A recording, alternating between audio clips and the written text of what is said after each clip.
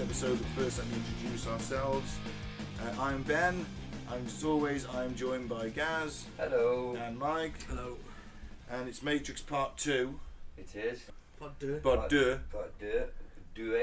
And we were about an hour in, but first we've got a little bit of some weird news. Oh yeah, I have a brief news story as well, but you go first. I was impressed this week by the tenacity of the US pilot who drew a penis in the sky over Washington with his jet. I thought that was fantastic. Wonderful. Has he got reprimanded for this behaviour? Apparently he will be reprimanded, yes. He will be, yeah. Oh. But he was proper Top Gun in that. Yeah. He's a US Navy pilot. Wasn't Maverick was Navy. He had goose spotting for him. Fantastic. He does it. So, I suppose when you're a jet fighter pilot, your sort of coordinates and things like that, your destination's quite set, I'd imagine. Do you know what I mean? It's not the sort of thing because of fuel that you can just get in and like, I'm just going for a joyride in the F-20. So F-14. Sorry. Just pop around the shop for some fags. Yeah, so to go out of your way to draw a penis.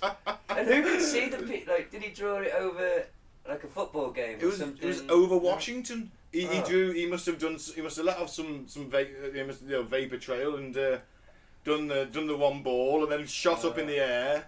Gone a bit of a loop, come down, done a bit of another loop. So there was two balls and a massive cock in the sky. It was fantastic. He is epically trolling all these truthers out there who are obsessed with the chemtrails. That's it. He's like, not only are you getting chemtrailed, you're getting chemtrailed by a dick-shaped chemtrail right up your truther arse. Chemtrail up the bum. What a legend, what a hero. But yeah, so has he lost his job now? No, not yet. Oh. No. He hasn't been named either. It's just at the time of recording, he hasn't been named. What's the date today? Because there was significance of the day. It's the 19th of November when we record this. It is. And 2017, and we're still waiting for Nibiru. Oh yeah, it was supposed to be today. We've still got a few hours left. So if you can hear, because we're recording this podcast on the day, you will know that if you hear this in the future, the world didn't end. Yeah, and if again for the third time now or fourth time. Well, like I said, plus the raptures, we're looking at least a baker's dozen. Well, like I said, look, it's very difficult for this chap.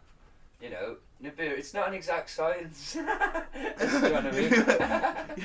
Astronomy is not exact. Astronomy isn't exact. I know. But numerology isn't. Yeah, but astronomy of like planets that may or may not exist, that's a bit hit and miss, isn't it? So, I mean, I'd say give the guy a break. Like, astronomy is a reason why it isn't hitting. Look, just ease off the guy. Is it Mr. Mead again? It is. Oh, for fuck's sake. He's making himself look a reek knob. Especially as he said last month that he got images of it coming hurtling towards us at many hundreds of thousands miles an hour. By images, do you mean photographs or visions in his mind? Apparently photographs. It's meant to be like 10 times the size of Jupiter or something like that. Holy fuck. I think you wouldn't see it in our solar system. Yeah. And, you can see Jupiter with the naked eye. This is 10 times as big. Yeah, it'd be pretty obvious hoving towards us as we speak. I mean, the sky would be on fire. You don't. No, it'd have to be really close to us. It would rip our planet apart. It's got to be really close to us because it's going to cause these massive seismic quakes, earthquakes, and seismic changes and all that. Just wait so and see. Well, we've got a few hours left. NASA do think there's another planet out there. Yeah, we talked about that on our Nibiru episode. Go back and check that out through the back catalogue if you haven't heard it already. We're not going back through Nibiru again. But we're just saying that basically get your apocalypse card stamped because I think we're at least up to 8 or 9 now since we've been recording this show. And so we're going to spend our last night on this earth by recounting, and now is it nearly 20 years old, this movie? Well, not quite, 15-year-old movie, but it is a fucking good movie. But Yeah, pretty much. That's how we're spending the last night. That's how we're going to spend our last Not night. with our loved ones. I always envisaged cocaine and wild sex, but... Nope, you're stuck here in Mike's flat with me and him. Well, there are worse ways to spend the last day. I'm on a box of Daz under the cover. If I saw the fucking Burrito heading towards us and that's all you had, I'd fucking be on it. I'd be drinking bleach at that point. Daz is an English washing powder. You get your white whiter with Daz. Not paid for by Daz. I have a brief news story. In somewhat shocking revelation, I'm a fucking moron. Really? That's my news story. Because, a brief story. I know both gentlemen sitting here are familiar with the bakery chain known as Greg's. Yes. To any international listeners, it's a franchise of that makes sausage rolls, pastries full of meat things. British, very British. I get very annoyed in Greg's that there's no way of knowing whether the food is piping hot. Yeah, there is that issue. Or middling, lukewarm, yeah. or colder than a witch's tit. Yeah, and there's nothing worse than buying a cheese and bacon wrap, when you discover that it is in fact stone cold. You buy anything that you expect in hot and to then bite into it. So I was just talking to my friend who I do the market with, and I was explaining this dilemma and how much it annoys me, and I was doing a big rant, and I was saying that all the technology we've got nanobots, and we've got scientists sitting there theorising about whether or not we live in a fucking computer simulation in the mind of a god, right? But they can't make. I want electronic heat-sensitive shelves in Greg's. So if something's hot, the shelf underneath it and around it is red. Yeah, if something is cold, the shelf around it is blue. And my friend sat there listening to all this, and looked me square in the eye and said, "I just asked them." I'm like, "What?" He's like, "I asked them, what's hot, what's cold?" I was like, "Whoa, you could do that." Yeah. It's not the etiquette. Fuck. The etiquette is to take it and suffer. Yeah. And then moan and bitch behind the back. Now he is to be That's fair. the British way. He's British Indian, you see. So he has got he takes things back that don't fit. He complains. He gets money knocked off things because he'll haggle. Whereas I'm crippled by social guilt, Dogma. I suppose, and just Britishness, anxiety. Anxiety, and I'm a fairly confident guy. Do you know what I mean? Like, I'm the sort of guy after a certain amount of beers could take his trousers off in public. I'm too fucking crippled with anxiety to say, "Oh, the sausage, cheese, bean, and melt's still hot," or which ones are hot, because I feel like the people behind me will be staring at me like, "You don't fucking ask questions." I would be. You pick, see, and I'd be staring at you. Like, come on, mate, hurry up. Have you seen this? You fucking waited in the queue. You don't fucking thought about what you're having, you prick. That's exactly what we're going through my head. Inconsiderate prick. Fucking You've been stood here in this fucking queue thinking about what you're going to have, and you get to the counter and you can't fucking decide. You haven't got your money ready. You're paying on a card. If It's I had a Greg's. hammer. So that's my news story. I'm a moron. Also, can I just point out that Greg's have caused controversy this week by replacing a picture of the baby Jesus in their nativity scene. Is it an advent calendar or something like that? Advent calendar. With a sausage roll. And we should explain to an American listener, Or anyone actually who doesn't know what sausage roll is. Greg's sausage roll is basically their Big Mac. It's like it's their most famous product. So they put that in the place of baby Jesus, and it caused a bit of a shitstorm, didn't it? Baby Jesus been replaced with a pork product. And he was Jewish. Yeah, Jesus was Jewish. Oh dear. So there we go. No, if Jesus was a sausage roll, I would be a lot more interested in religion. In fact, any meat product replacing baby Jesus may cause a stir. What if he was a steak baker? Quite like that. That's like a... No, if it's lukewarm though. No, not lukewarm. Mushroom, because he's leaving the vegans here. So, what did they just have to apologise to Christians in general? Yeah. That's it. Well, I did see some people, the usual comments. oh, they wouldn't dare do this with Allah or something like that. Well, no, of course they wouldn't. They're not fucking stupid. No Christians are going to go fucking shoot up a Greg's. I don't think. I mean, I hope not. The thing is that you're not appealing to Muslims, are you? Because it's pork products. Yeah, they're not going to go to Greg's anyway. When your Big Mac is a sausage roll, the Muslim and Jewish people, for a start, don't eat pork. There's only one real sort of festival you can fit a sausage roll into, isn't there? Yeah. Well, good on you, Greg's. Yeah. I mean, you know, you've got to have a laugh, haven't you? I like it. You know, you can have a laugh. If you can't have a laugh at the expense of somebody's dearest held beliefs, then what can you have a laugh Exactly. at? Political correctness combat! Fuck. Yeah. Any more news, man? No, that's you've got some though, haven't you? Because I wasn't allowed to look at the computer while he was setting this up. Oh, is it porno news? Oh yeah, we do it on the computer again for the listeners.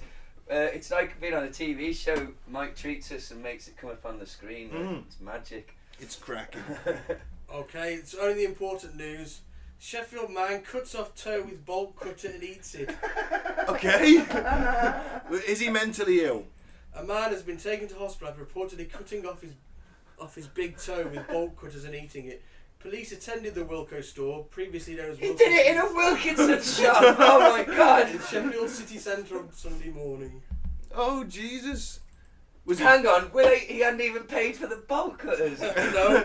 Was he testing the sharpness or something? I'll buy them if they cut me toe off. There are not believed to be any other parties involved. The incident is not being investigated as a crime. It was a crime against decency if anybody saw it. He stood eating it. It literally says, Yeah. a man went into Wilkinson's Haymarket, went upstairs to the electrical aisle, picked up some bolt cutters, chopped his big toe off and stood eating it. At what point do you think, Oh my god. I'm sorry, but if you witnessed a man, you were out shopping in Wilkos, Yeah. getting your DIY products, and you witness a man remove his toe with bolt clippers and start eating it, would you not feel like a crime has been committed against you somehow? Against your senses, against your right as a human to not see things like that in fucking Wilkinson? No crime's been committed. Fuck the Sheffield police. Jesus. I'd want compo. actually, Gaz, I wouldn't be in Wilkinson's, I'd be at your fine market store. All right, thank you. Support your local retailer. Fight the power. Cheers, Ben. Wow, I love how you find these stories, mate. Yeah. The next bit of news: illegal rubber duck race halted by police officers in Cotswolds town, Burton on the Water. Oh, but you can have a rubber duck race. That's hard. That's political correctness gone mad. Onlookers said it was something like a hot fuzz. Did they have what? They were shooting the place up, shooting the ducks. Tell out me of the armed water. police showed up. Tell me armed police showed up to a rubber duck race. It was a Why was it charity which illegal? offers free blood and medical equipment delivery service to NHS facilities. But what made it illegal? It's an ancient law that says the river may not be used for fundraising on a Sunday. And they fucking enforced it. Yeah. Oh my god. There's a gif of Hot Fuzz on the page. but that's ridiculous. Just up the road in Shrewsbury, I'm quite sure there's an ancient law on the town books that says I can shoot a Welshman with a longbow on a Saturday. Doesn't mean but I bet the police would turn to arrest me if I went into town and started shouting who's Welsh and then firing arrows into a crowd. I don't think you'd get away with it if you killed a Welsh. If you murdered a Welshman on the But say, bridge. sorry, the law says I can on this day. Ancient law. That's just Murder still trumps it, I think. no, because it's on the books. Why don't you try it out and we'll see He's what a Trump. So, did this cause some... now, I know that some areas of the Cotswolds through work, and yes, it is incredibly sleepy and quiet, and I can imagine that there wasn't much else, but what a bastard copper Yeah. who heard of this and then says, do you know, this rings a bell with me, I'm sure, and then he checks on the law book, and then I bet you he was feeling so fucking pleased with himself, wasn't he? Mm-hmm. Can't use it for fundraising on a Sunday, and I bet he went down there with his fucking notebook ready to write some fucking tickets, and I bet he had half a chubby fucking hard-on bastard. God. Two stories in a row where I'm upset with the police. Don't arrest me or look Apparently, into my some local residents were less than supportive of the charity event. Oh, why? So it might be the police being put into a Oh, it's a conspiracy. position where they have to be the bad guys because you know, the 8-year-old UKIP voter up the road is a heartless, joyless bitch. Maybe it's a bit more like Hot Fuzz than we realise. What's that council? The Neighbourhood Watch. For the greater good. Yeah. So chances are they probably killed whoever organised that duck race. Suffocated him with a duck. Yeah, they've literally just forced a rubber duck in their mouth and killed him. Right down his throat. Yeah. What a way to go. Well, so do we have any more to say about the ducks? Not really. I think that's about it. Okay, so we've got the next bit of news. Man gets padlock stuck in his bladder after pushing it up his penis. What? Show me the size of the padlock. Fuck. Oh my god. Don't There even is a want to think picture, about an any of it. X-ray, and you can see the man's pelvis. Is it on the screen now? Yeah. I'm not going to look. It's one of those very small padlocks like you get on a I don't care how small it is! It went up his dick! But he pushed it further down his penis for sexual pleasure. Yeah. Fuck him! Oh, this is in Fezhou City in East China. So Jesus. that's Saturday night in China in Fezhou City. Yeah. Pushing things up your penis. Jesus. I will never call myself a pervert. It comes again. months after a 35-year-old man had 15 rusty needles removed from his penis. Oh, he inserted them down. Oh, you know, next one. Next one. We're done on this topic. This topic is finished. No. Next one. Okay, this is a good one. Rogue scientist attempt to make himself superhuman by editing his own DNA to get boosted strength and muscle growth. Fantastic. I like. He Give wants this to man a become the grant. Hulk. Give this man a grant. He wants to What become the Hulk. were the results of his experiments? Biochemist Josiah Zayner has become the first person known to have edited his DNA with the CRISPR tool, whatever that is. The ex-NASA worker removed myostatin, which inhibits muscle growth, with the gene-cutting technology. He said this is the first time in history we are no longer slaves to our genetics. So he's worked for NASA. He must have a few brain cells. I'm not a shill in any respect. Hang on though.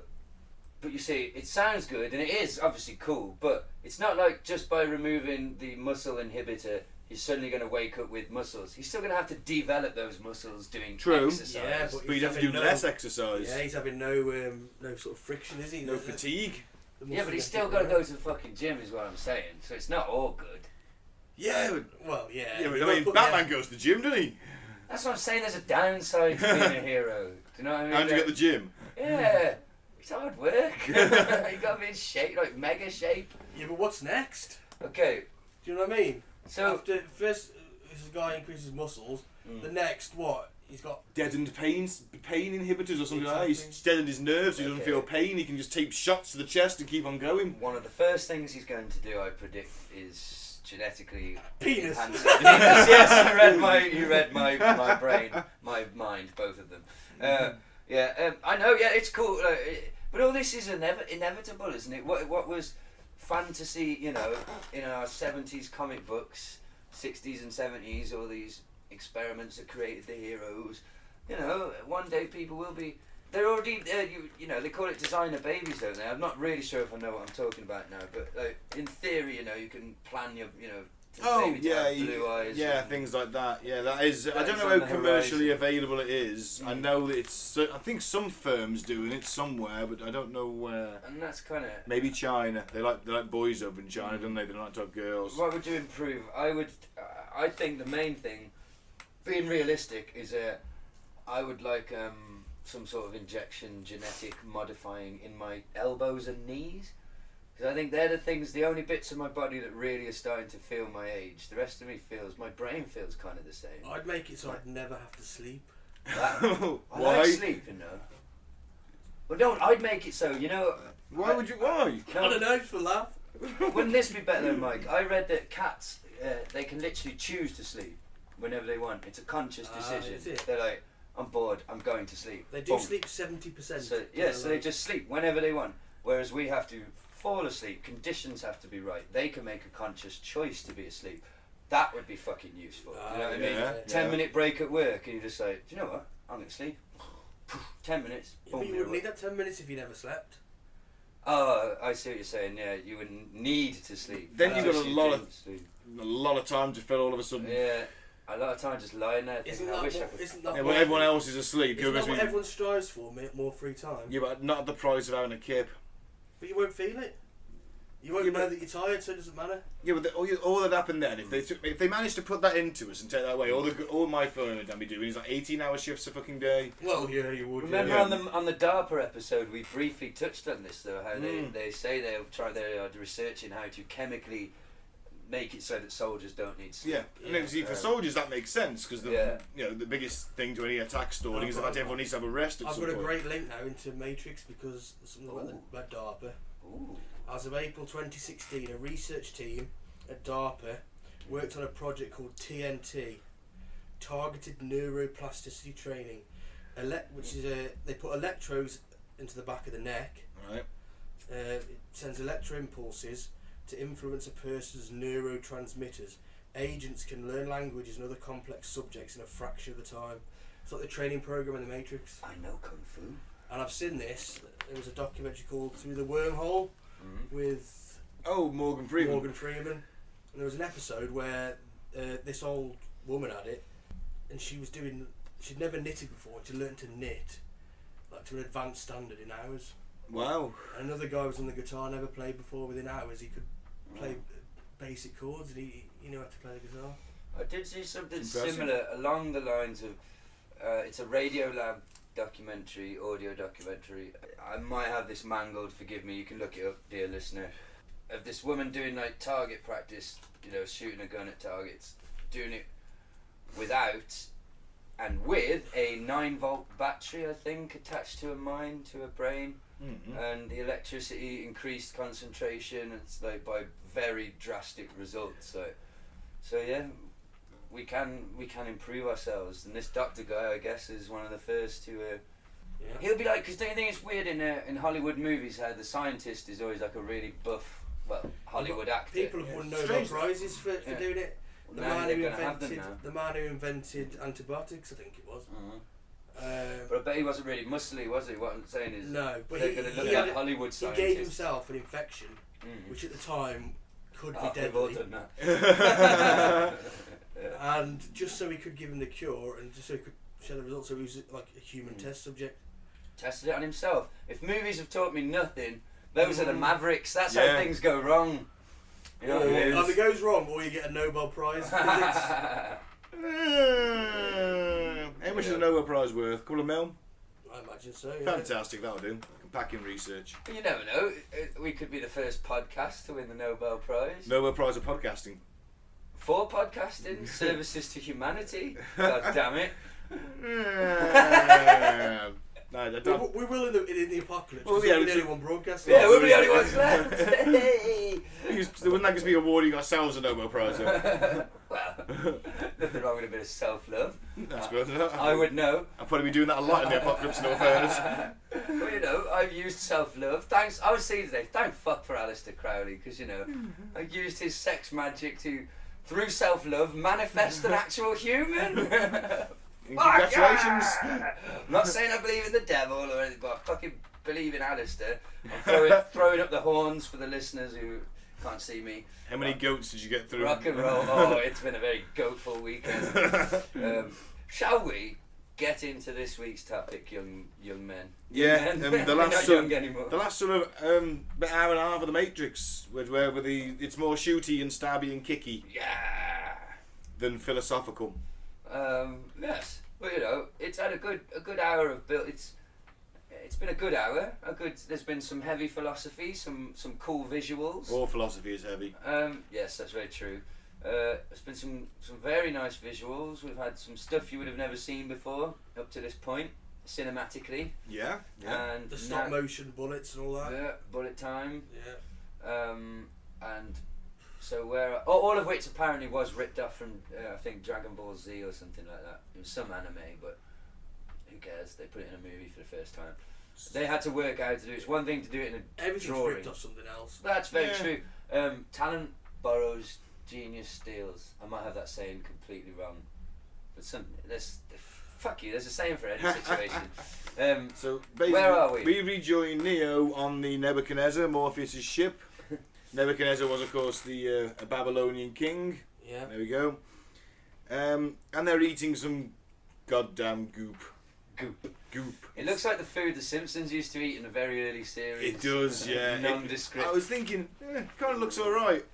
Maybe warm.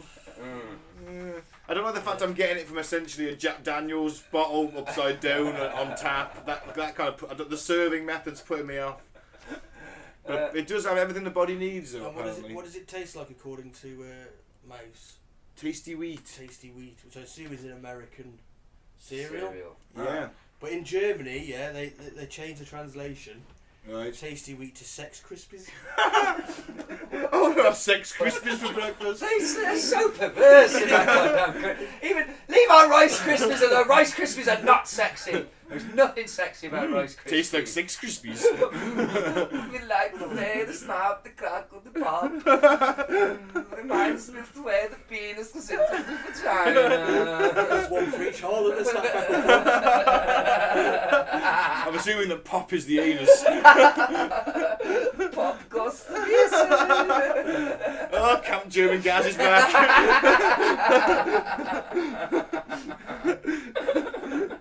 Where's Captain Burrito when you need him? Hey, from Dimension X. I was trying to decide, so for the listener, Captain Burrito, who pops up now and then, I spent a significant amount of my day today drawing him and colouring him in.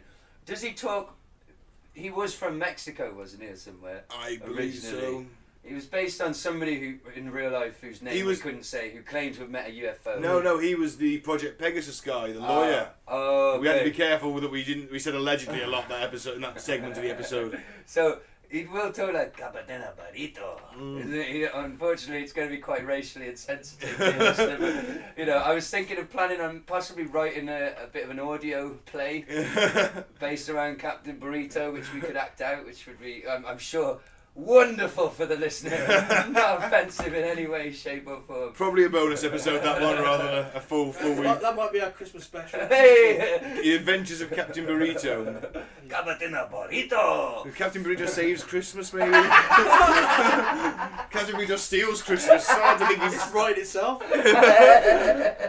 Yeah. So, back to the gloops. Yeah, the Yeah, glue. he says, he mentions about chicken, doesn't he? He says, why does chicken taste like everything? Because Well, chicken's nice, that's why.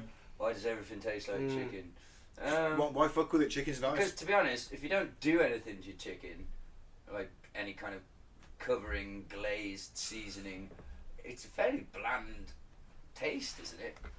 Oh, no, it's alright. I'm a big chicken fan myself. Yeah, but stuff's always been done to it. It's always been cooked in a Yeah, that's true. You put butter on it, don't you? At the very basis level, you butter it, so adds a bit of taste, yeah. Maybe it's just because on its own it's fairly bland, and just, you know, lots of things are bland. Apparently humans, don't we taste a bit like pork? Apparently so, yeah.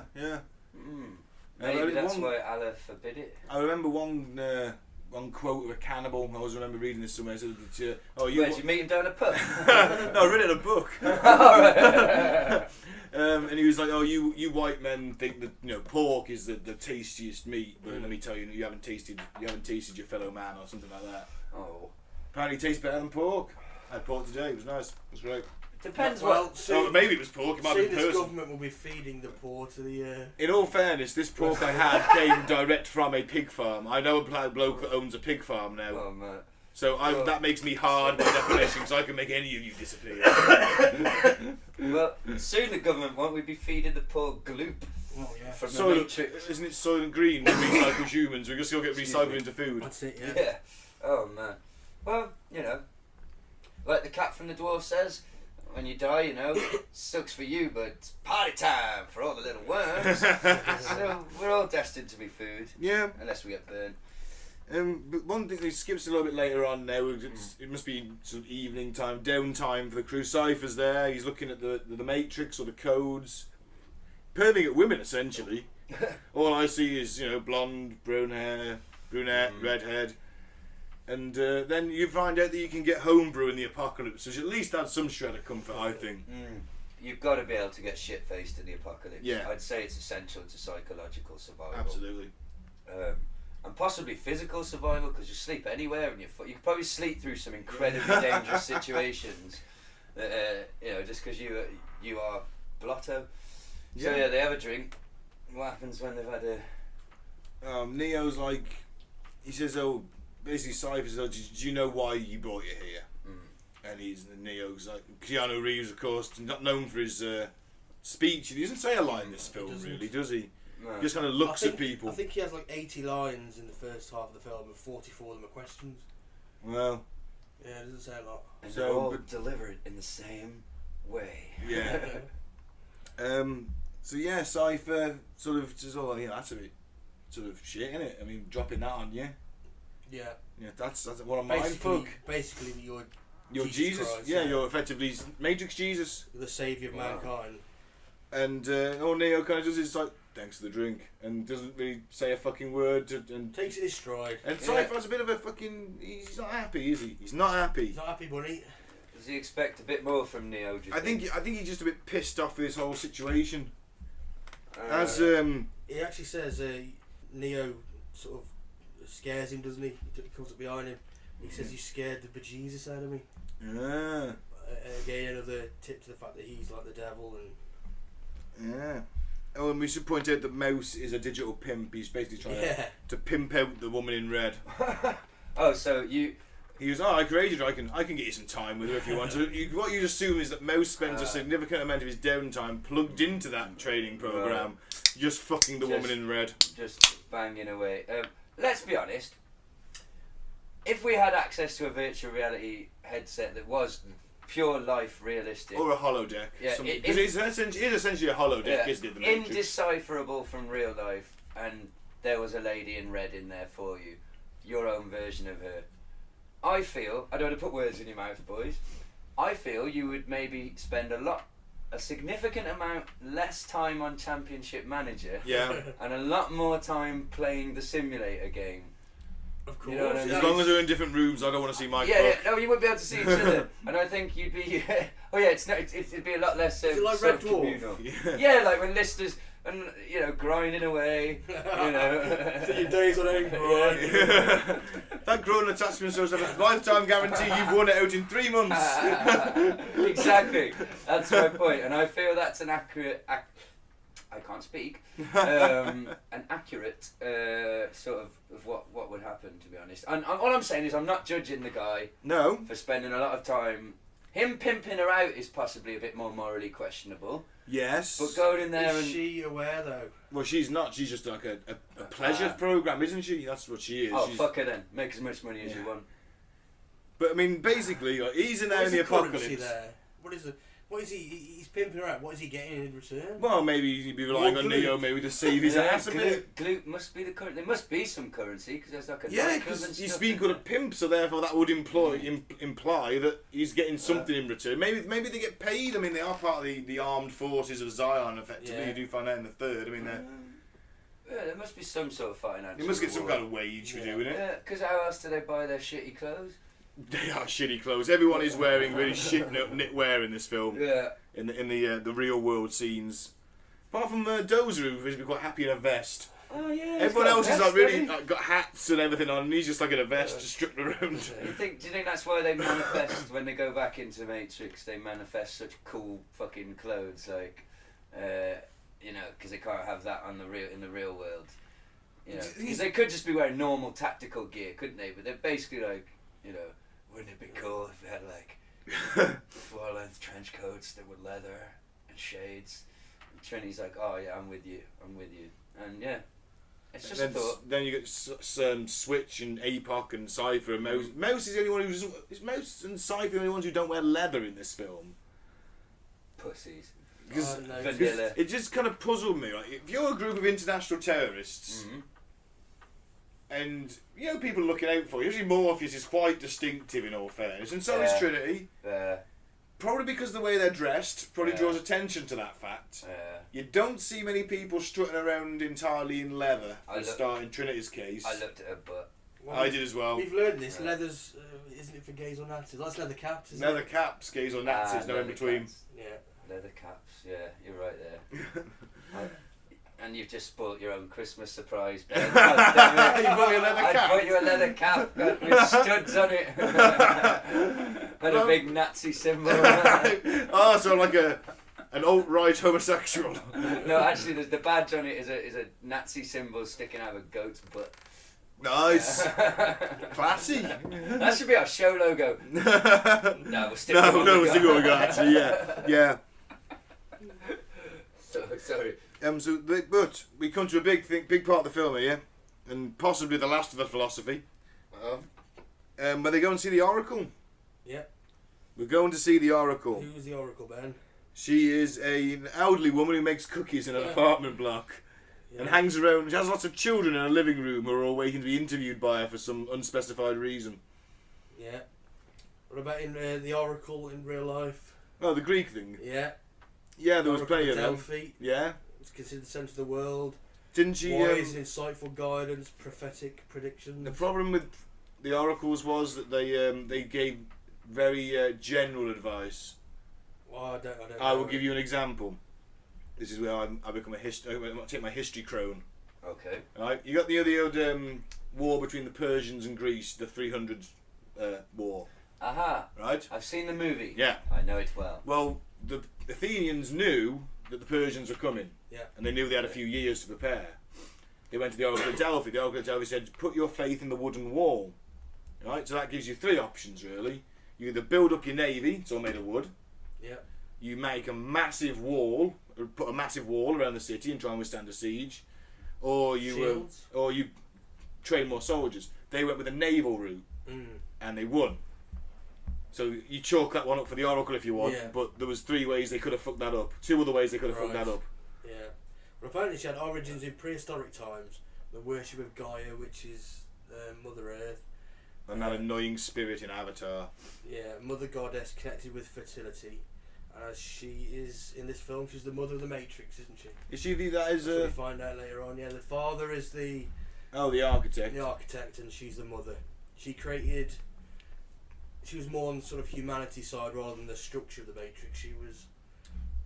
She created more of the human qualities. Oh right, so she's like the empathic kind of side of us in a way, and the architect is the more harsh dude. Yeah. But yeah, he goes. So how did she she's like the physical manifestation of what, like God in the Matrix? The caring side of God, certainly. I suppose so. Yeah. Yeah. She's like the Matrix itself, representing itself. Mother Goddess in ancient, Okay. Well, I don't think she's a very good oracle. Why don't you think that? Because, well, after we'll skip to this, but he enters her apartment, and there's all them kids there, and you got little girls juggling bricks in the air, and a strange kid who says about you can't bend, the spoon's not there. He's bending spoons, and he tells Neil that the spoon isn't there. Yeah, he says it's not the spoon that bends, but the mind itself. So that is your perception bending the spoon. That's it. But there's a spoon there. But there is a spoon, you see it bend. But there's a spoon. But there is no spoon. But there is a spoon because I can see it. No, but there is no spoon. But technically, but I'm not there either. He says, there is no spoon. Well, you see, Ben, the Matrix. Okay, I'm going to put my philosophy hat on now. Strap yourselves in, kids. You see, the Matrix isn't real. Yeah. So there is no spoon. It's just in his mind. Just like whatever was in my dream last night.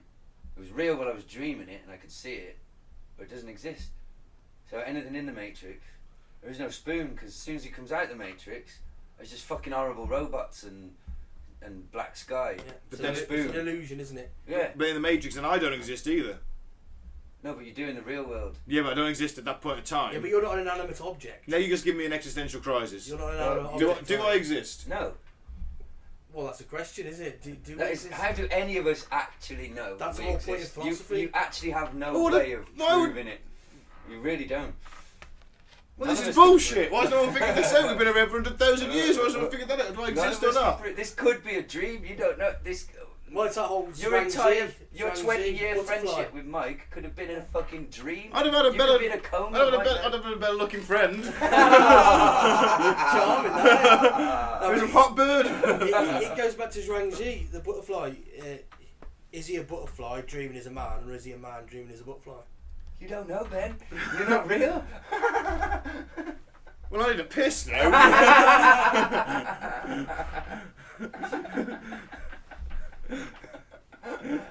I do remember. Is that real? No, I read in this philosophy book, one way to test if you're real or not is to drink your piss. So if you just go to the bathroom, come back and let us know if you're real or not. Honestly, I read it.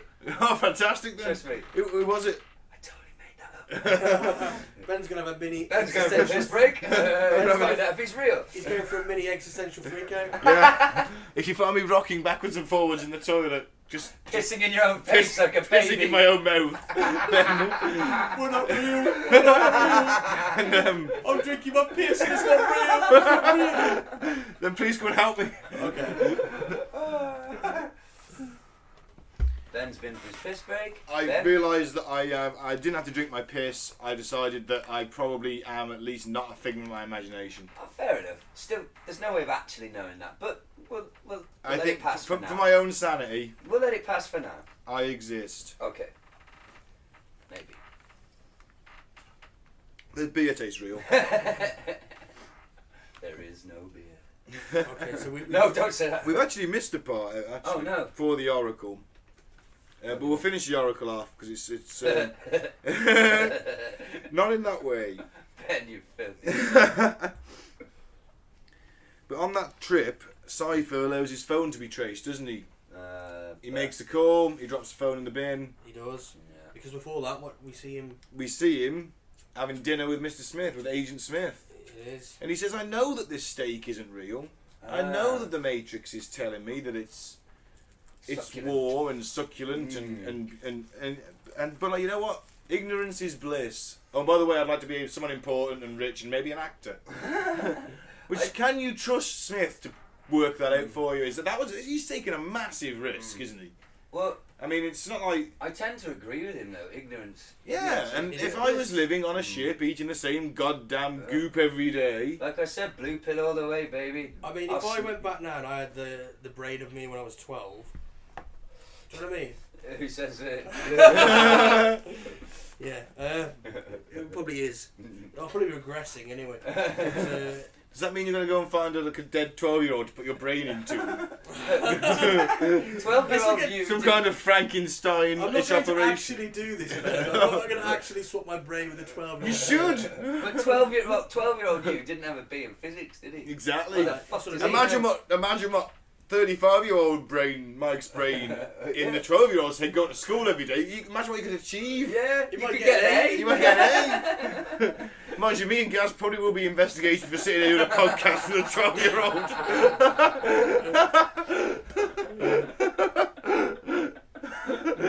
That may not be so good.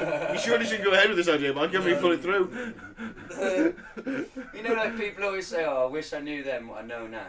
I don't. If I was 16 with all the knowledge I've got now, I'd just be. I wouldn't have any friends because I'd just be like, "This is all fucking pointless." Yeah. I mean, everyone's trying to have a That's what laugh I mean. and like. When I was 12 years old, there was none of this. Ignorance is bliss. Oh yeah, Yeah. exactly. I would just be Yeah. like, it doesn't matter if she let you touch a boob for 30 seconds. It really doesn't matter. That was You're it. probably going to get cancer in your 60s. You're gonna die. Fucking Captain You're Bringdown. going to work for 40 hours a week serving a fruitless task that serves no purpose other than to make the fat cats fatter. You're just nothing but a cog in an endless machine of misery. Alright, Gaz, it's a party. I'm drinking Frosty Jack cider. Kelly let me touch her boob. What are you on about? So, I think we should all just kill ourselves.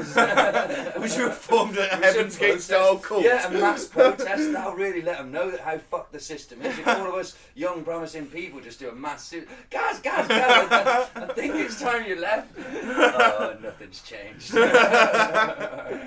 So yeah, I don't wish I knew then what I know now. Yeah. Oh, or me then knew what. Oh fuck! A glitch in my brain matrix. Where are we?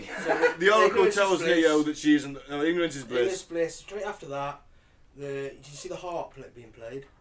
Straight after the ignorance is bliss. Yes. It goes do do do do do. Yeah, yeah. Like a dream, like you know, like. Yeah, yeah. The thing is, what puzzled me, it's a bit of a glitch in the matrix of the film, is like how he managed to pop up and meet Smith and no one noticed. Weren't they preoccupied with what they were doing in the Matrix? No, because they all go and see the Oracle. Cypher's just sat there. It's obviously a bit late at night, early hours of the morning, maybe. He's gone on his own, hasn't he? Yeah, but don't they, when they notice? I mean, if he's the guy who's supposed to be on watch, then they're a bit at risk. And they probably presume. Is he like, I'm just probably at the Matrix for a shag or something? Yeah, I mean, they probably. But they could trace what he was doing anyway. He's off ciphering some vagina again. Is he banging the... Don't disturb me, I'm going to see the woman in the red. Yeah, it's a grade 5 snatch hound. Yeah, you have... you know the electrode in the back highest grade. The electrode sticking out the back of your head while you're in the real world. You hang a do not disturb sign up of it in the Matrix. If this thing's a rockin', don't come a knockin'. So yeah, you know. But that did puzzle me a bit. Okay. But the Oracle, sorry, we'll go back to the Oracle. She basically says to Neo that you're not the one, but, you know, have a cookie. Have a cookie. And a cookie, what's a cookie in computer terms? One of them things that tells... Fucking annoying, because if you don't delete them after a certain amount of time, you get memory filled up, don't you? There you go, I learnt that. Wow, I didn't know that. Technical thing. Isn't it, am I right? Cookies and cache data and all that? 404 not found? Yeah. Hey! Hey, Malaysian Airlines, that model plane was the 404th off the production line. Yeah, I read that. Yeah. Future episode. Yeah. Turn the frickin' frogs gate! Where's my tinfoil hat? I found it. Okay, the Oracle gives Neo a cookie. It is a piece of personalised data. Yeah. So does that cookie make him the one? Is that like an upgrade to him? Oh, could be. But above in the kitchen there's a picture that says "Know thyself." Yes, it's in Latin. I don't remember the Latin. Yeah, and the music that's playing is Duke Ellington's "I'm Beginning to See the Light." There's so much in this fucking film. Well, there's a deleted scene where just after Neo bites into the cookie, there's a cameo from Arnold Schwarzenegger. Put the cookie down! No! I'll tell you a story about this. I watched Predator the other night with my friend from Spain. Yeah. And she watched the English version. Oh, and she'd never heard Arnie's true voice. Never! Because it's always dubbed in Spanish. Oh my god, did she like it? She thought he sounded like a retard. No, how dare she? And then I made her go and watch Sylvester Stallone. That blew her mind. That blew her mind. So how did he get an acting role? Can't talk. Well, he couldn't in his first film, couldn't he? Hercules in New York, couldn't speak English. Yeah, they dubbed him. Well, she meant that about Sly, but... Oh, right. She thought Sly was worse than Arnie, but she was like... At least you can understand Arnold. Is that how he speaks? Like, and I was like, yeah, that's how Arnie's... It's famous that his voice is part of him. Yeah. The thing is, Arnold... Like, I've never heard him speak before. It's always been dubbed in Spanish. That must be terrible. Yeah. It's mental, isn't it? She's like, how can... You know, it sounds like a retard. Well, because the Spanish aren't known for being a particularly buff people, are they? You don't get many buff Spaniards knocking about.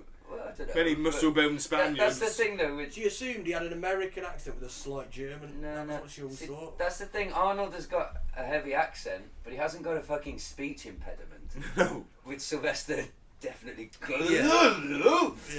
Wasn't that to do with paralysis of the side of his face? And like it was like a miniature stroke or something like that he had as a child or something like that.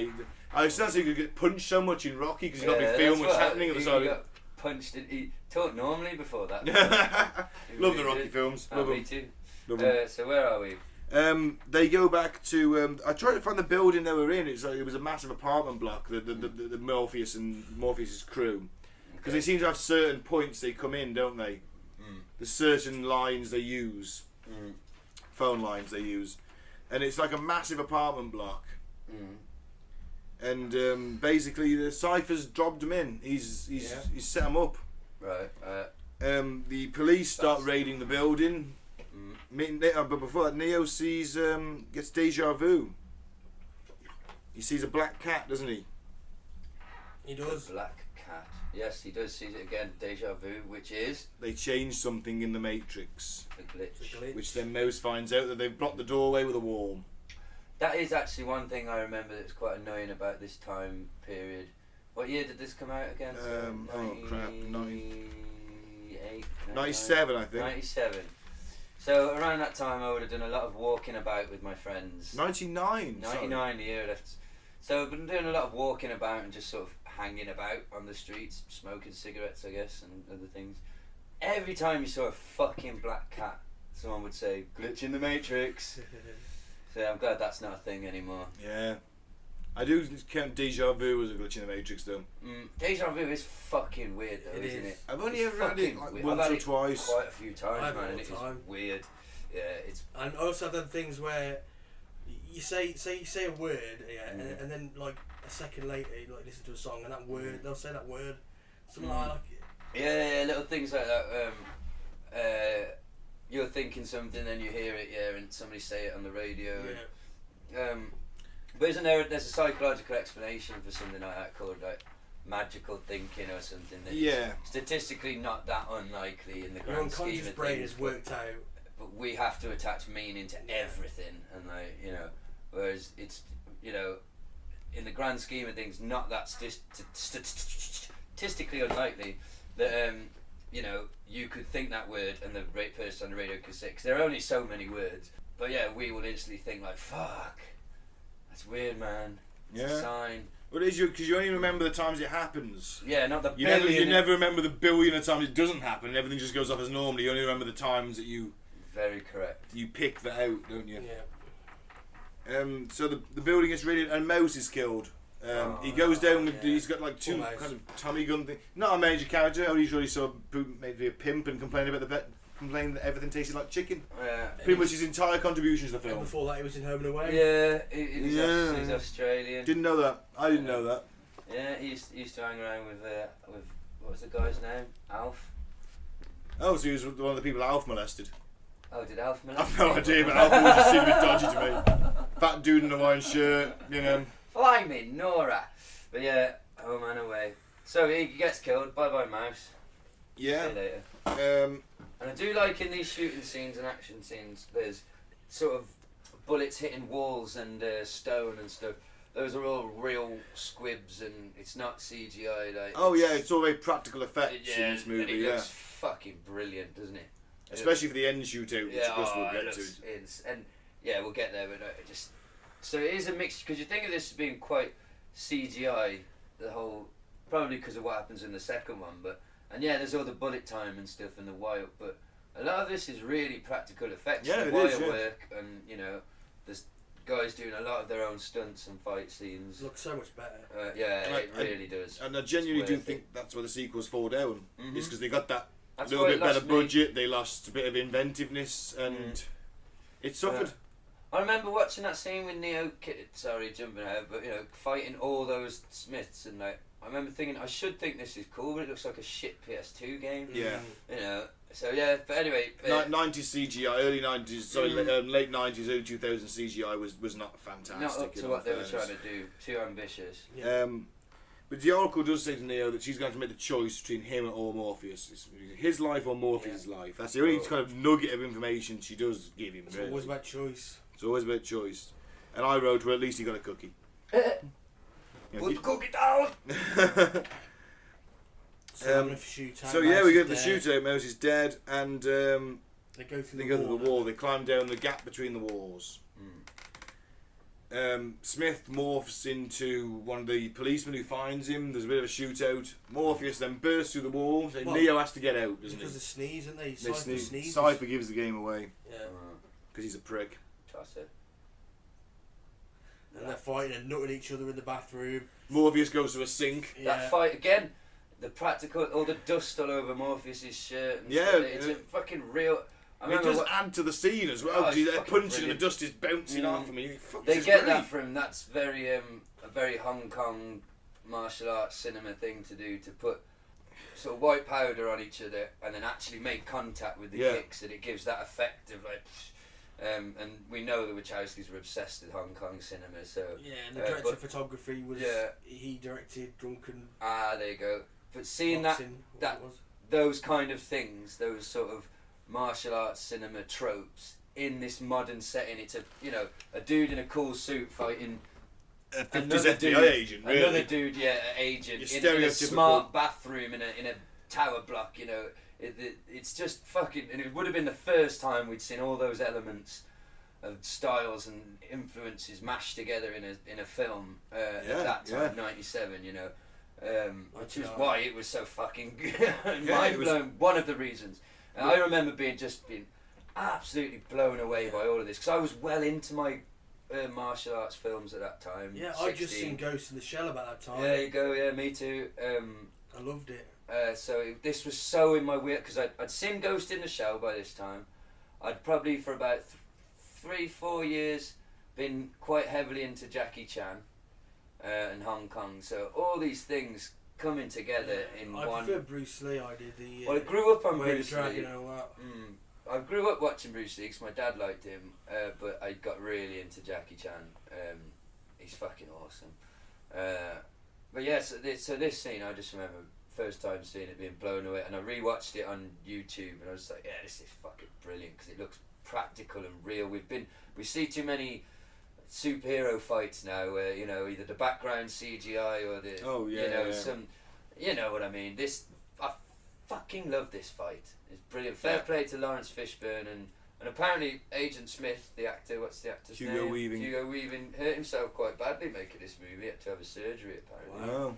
On a hip, possibly. I might be. He plays looking a brilliant role. Oh, he's awesome. I think he's pretty much great in everything he's in. This is the first time I'd ever seen him, I think, in anything. I mean, he obviously V for Vendetta, he plays the entire film behind a mask, and it's still fucking brilliant. It's obviously in Lord of the Rings, isn't it? Lord of the Rings, and yeah, I mean, he's been in some decent films over the years. He's the voice of Megatron in the first Transformers. Yes, he is. You're right. Yeah. He does quite a good job. So yeah. How does this fight turn out then with old Morpheus? Doesn't go well for Morphe. Doesn't, does it? He gets beaten up by Smith, and then the police come in and arrest him. After beating him up a bit more with batons, they handcuffed arrest to a chair, him. Isn't he? Or is that later? No, it's a bit like, ironically, Morpheus tells Smith because he says he's got him in a chokehold, and he says, and Smith says like his name, doesn't he? He goes, which one? He goes, Smith. And the Morpheus says, a black man tells a white man, you all look the same to me. Which I found quite amusing. Turning with the racism on its head there. Yeah, that was good. Good stuff. Morpheus is captured by the agents. The rest of the crew managed to make their escape from Cypher, who made his exit first. Yeah, he gets captured, and then they stage a car crash. Because Mm-hmm. he's on the phone to Tank, who can obviously see what's going on in code version. Yeah. So it was he looks around, there's a car on fire. It was a car accident, knowing full well that Tank sees that car. Right, okay. Gets him out. Problem is that Cypher's obviously working the bad guy angle in this, isn't he? So he gets a gun from the future is the best way to describe this thing. A lightning gun of some description. It shoots lightning. That's a fair. I would say that's a fair name. Yeah. Tesla coil. Tesla coil. Tesla gun. Portable Tesla cannon. Tesla cannon. Love it. But he kills Dozer, and he attempts to kill Tank.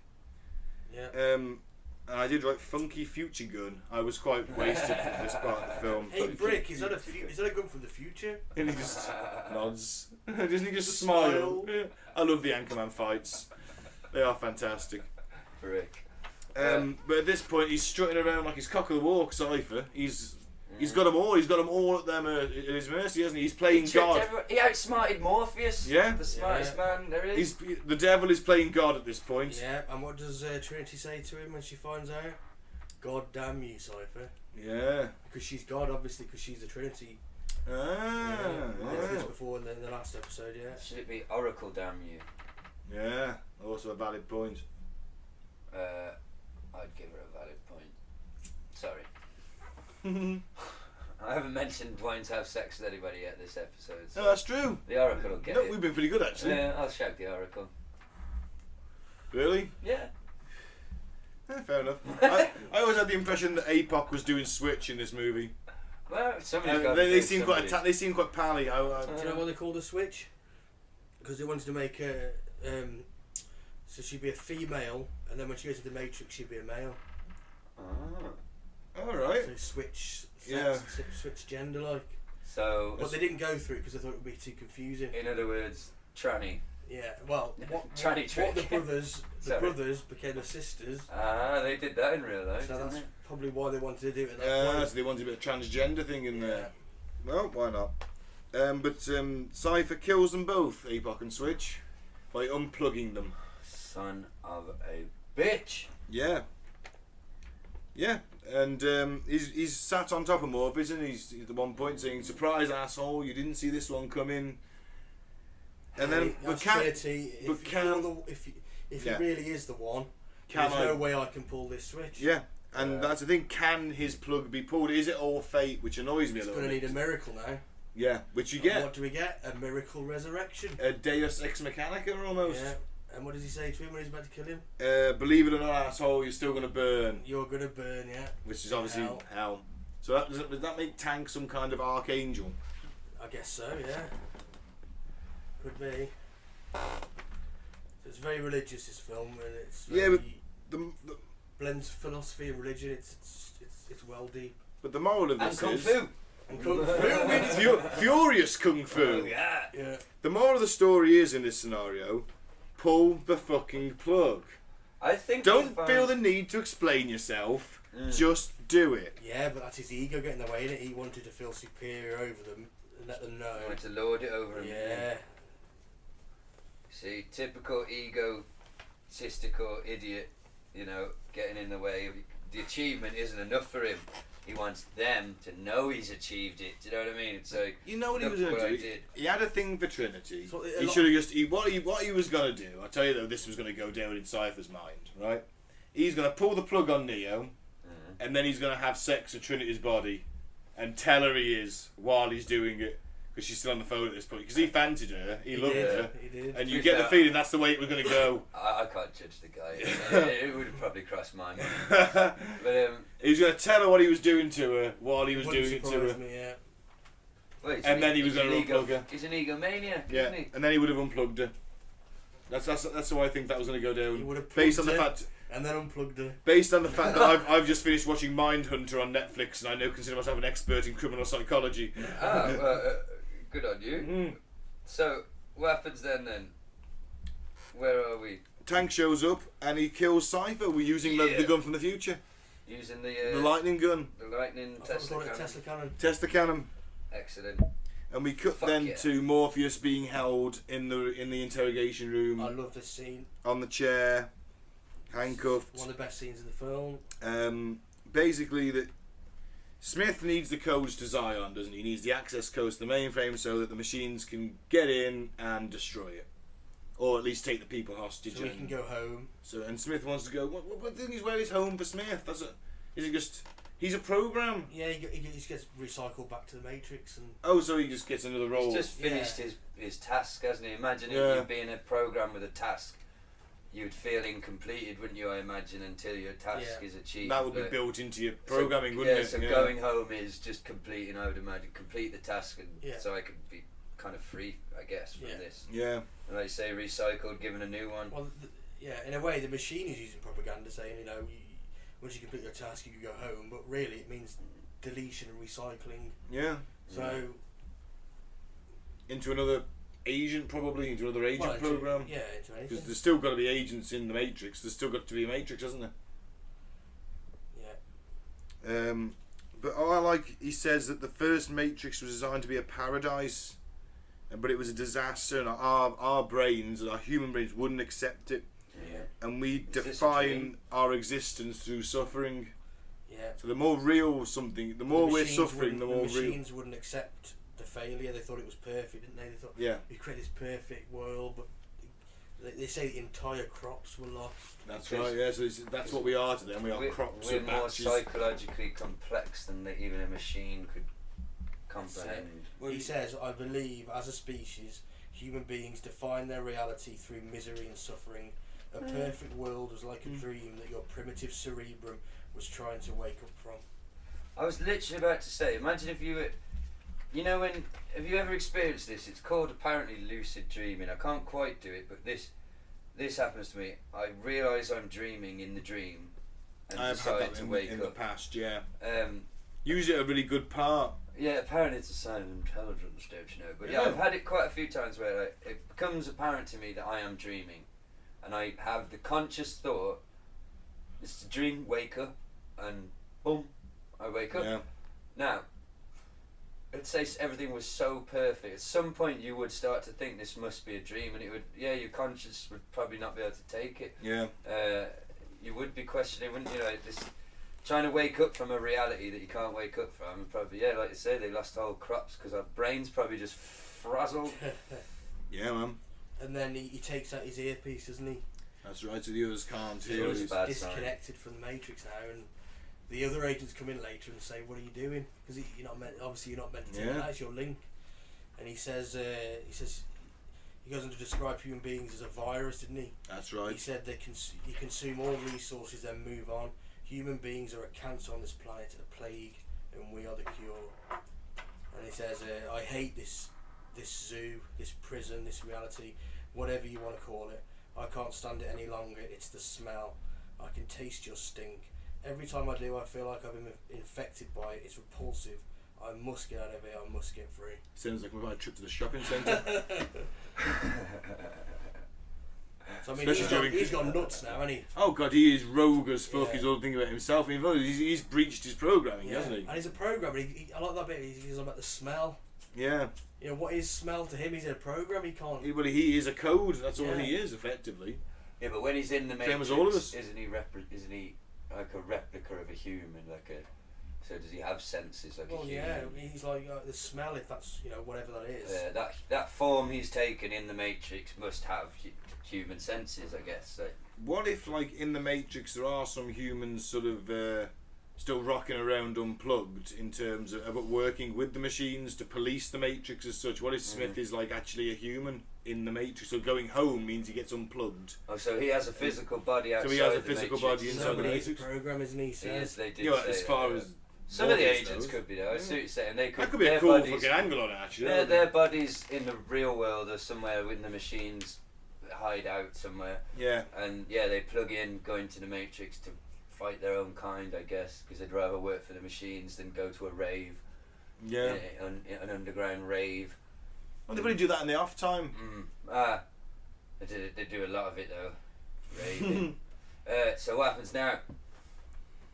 Well, now you got a choice of pulling the plug on Morpheus and saving Zion, which does unfortunately have the side effect of killing Morpheus. Which, the logical choice, really, is you just pull that damn plug, don't you? Kill him.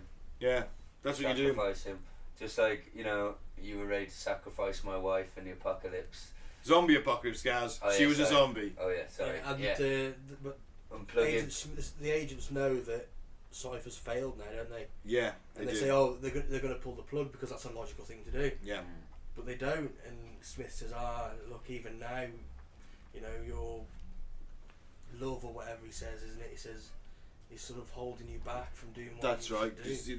I would just pull the plug. at me. Because the machines are like, oh, he's failed. Oh, they're going to pull the plug. Yeah.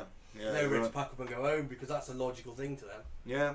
And that bastard Morpheus, I'm telling you, he did not fully explain to me the actual extent of taking that red pill. He undersold that like a motherfucker. Said nothing about the shit knitwear, the cold goop, the homebrew alcohol, the shit rave music, the shit rave music, the gloop, or whatever the fuck the Yeah. sludge you have to eat. Yeah, it's cold all the fucking time. I'd have pulled that fucking thing out the back of his head and jammed it straight up his arse. Oh my god, you think there's an anal socket? And then probably I'd suffocated him with blue pills. Bastard. Sorry. Yeah. What happened in the real film? In the real film, they don't, and they don't do that. And Neo says that he's going to go back in, and Trinity says, "Well, fuck you. I'm the ranking officer on this ship, and I'm coming with you." Oh, yeah. They get loaded into the program where they get everything they need, and Neo says, "I'm going to splice this into a bit of topical humour, topical yet controversial humour." Oh, Neo utters the same line that every NRA spokesman says after a mass shooting: "Guns, we need guns, lots of guns. I like it. Now is not the time to talk about gun control. I'm just When is the time? just pointing out that's what the NRA say. If there's more guns, then he again, says lots of guns. Yes. What do you need? We need guns. Lots of guns. Lots of guns. Again. And this is a great scene. I love the way that Neo's trench coat flaps in the breeze as the massed racks of guns just going. And there's everything there. He cocks an HK5 wrong, which is fantastic because I thought he didn't know how to fucking do that. Well, again, the first time I remember seeing this in a cinema, this scene just being like, fucking Yeah, oh god, it was fantastic. It was great. That's so fucking cool. Like, They're wearing trench coats that are flapping in the breeze and the fucking guns are going in. 17-year-old boy, this was just... The idea of being able to just manifest with thought whatever the fuck you needed before you went back into the quote-unquote real world to go and fucking cut. Do some shit, put some shit go down. To go and save your mentor and like fight the fucking evil agents and... There's like a metal detector, isn't there? And he puts the... There's a bomb in a bag, isn't there? The Trinity really... There must be some weight in that bag because you can see, what's her name, Carrie-Anne Moss, actually sort of struggling to hold it at one point in this following scene. Slight shades of Terminator 2, would you say? Where they walk into the office building to start kicking some shit, you know? Yeah. And the security guard's like, I feel sorry for these guys. Or metal objects. And Neo pulls back his rather suave-looking wolf trench coat, and he is, let's say, he's festooned. Oh, what a word! With guns. This is a podcast that brings you hubris and festoon. On a roll, boys. Festoon. He is literally dripping with guns. Dripping with guns. And I feel sorry for these guys, right? Because they're just like your rent-a-cop security guards. Yeah. They've got families at home. They're on minimum wage. One's reading a paper, and Neo just guns them down. It is tragic. Without mercy. Without no mercy. They're terrorists, damn it, Mike. I'm telling you, my opinion changed of this crew when I saw this scene. Yeah, but they're rent-a-cops, but they're being rented by the evil agents. But they don't know that. They That just takes you back to Clerks, that does. And the argument about the contractors on the Death Star. Yeah. If you're not familiar, for listeners, I'm paraphrasing it, but basically the conversation is there would have been, the second Death Star was under construction whilst destroyed.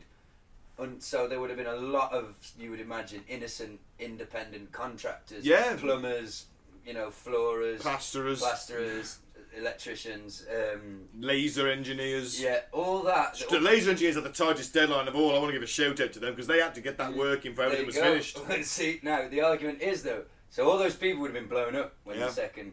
Now, were those people, did they deserve to get blown up because they knew, they took on dangerous work? They knew they were going to go and build something for the Empire. But then again, were they given a choice?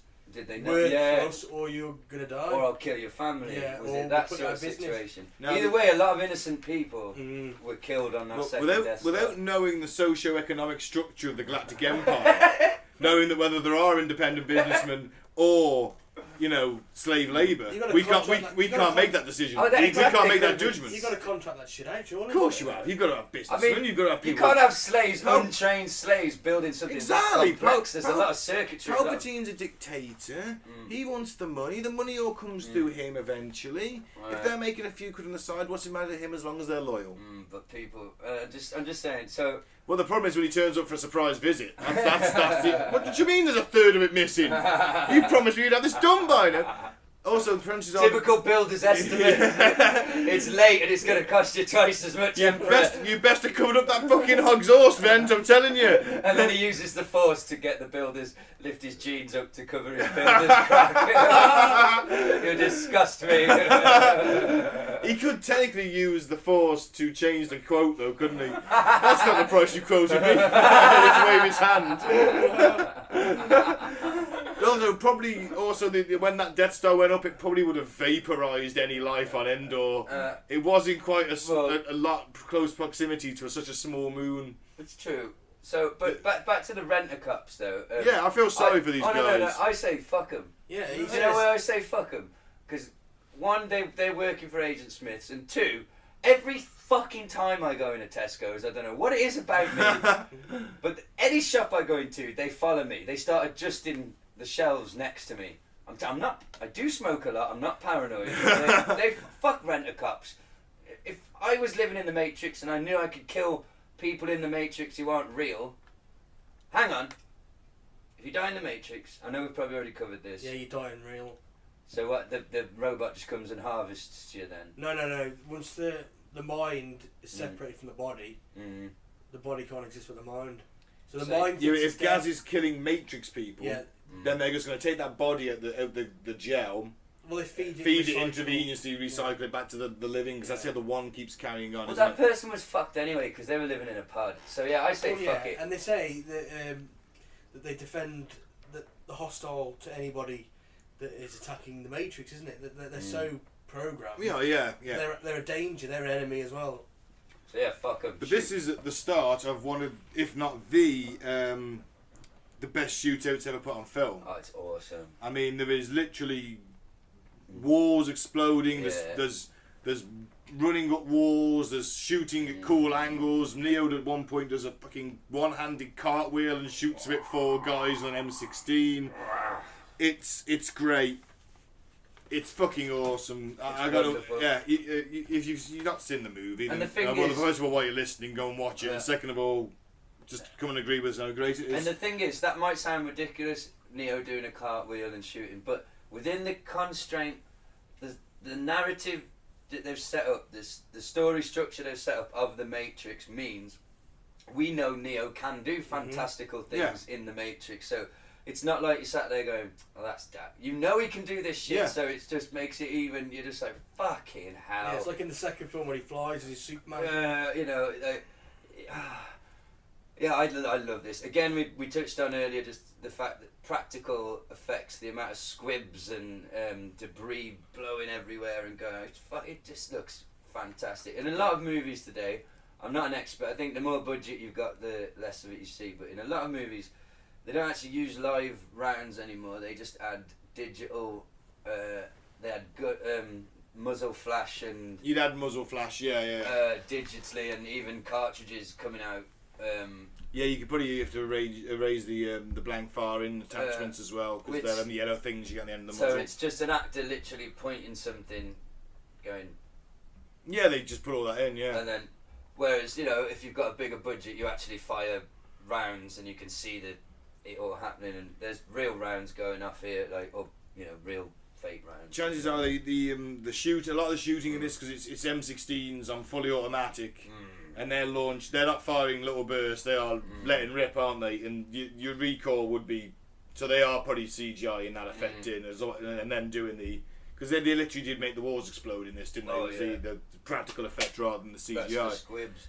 So that would probably be CGI gunfire, practical effects, walls exploding, I'd have thought, personally. It's awesome. Okay, so they've got through that bit. They get through, and that bag that Trinity's struggling to hold is a bomb.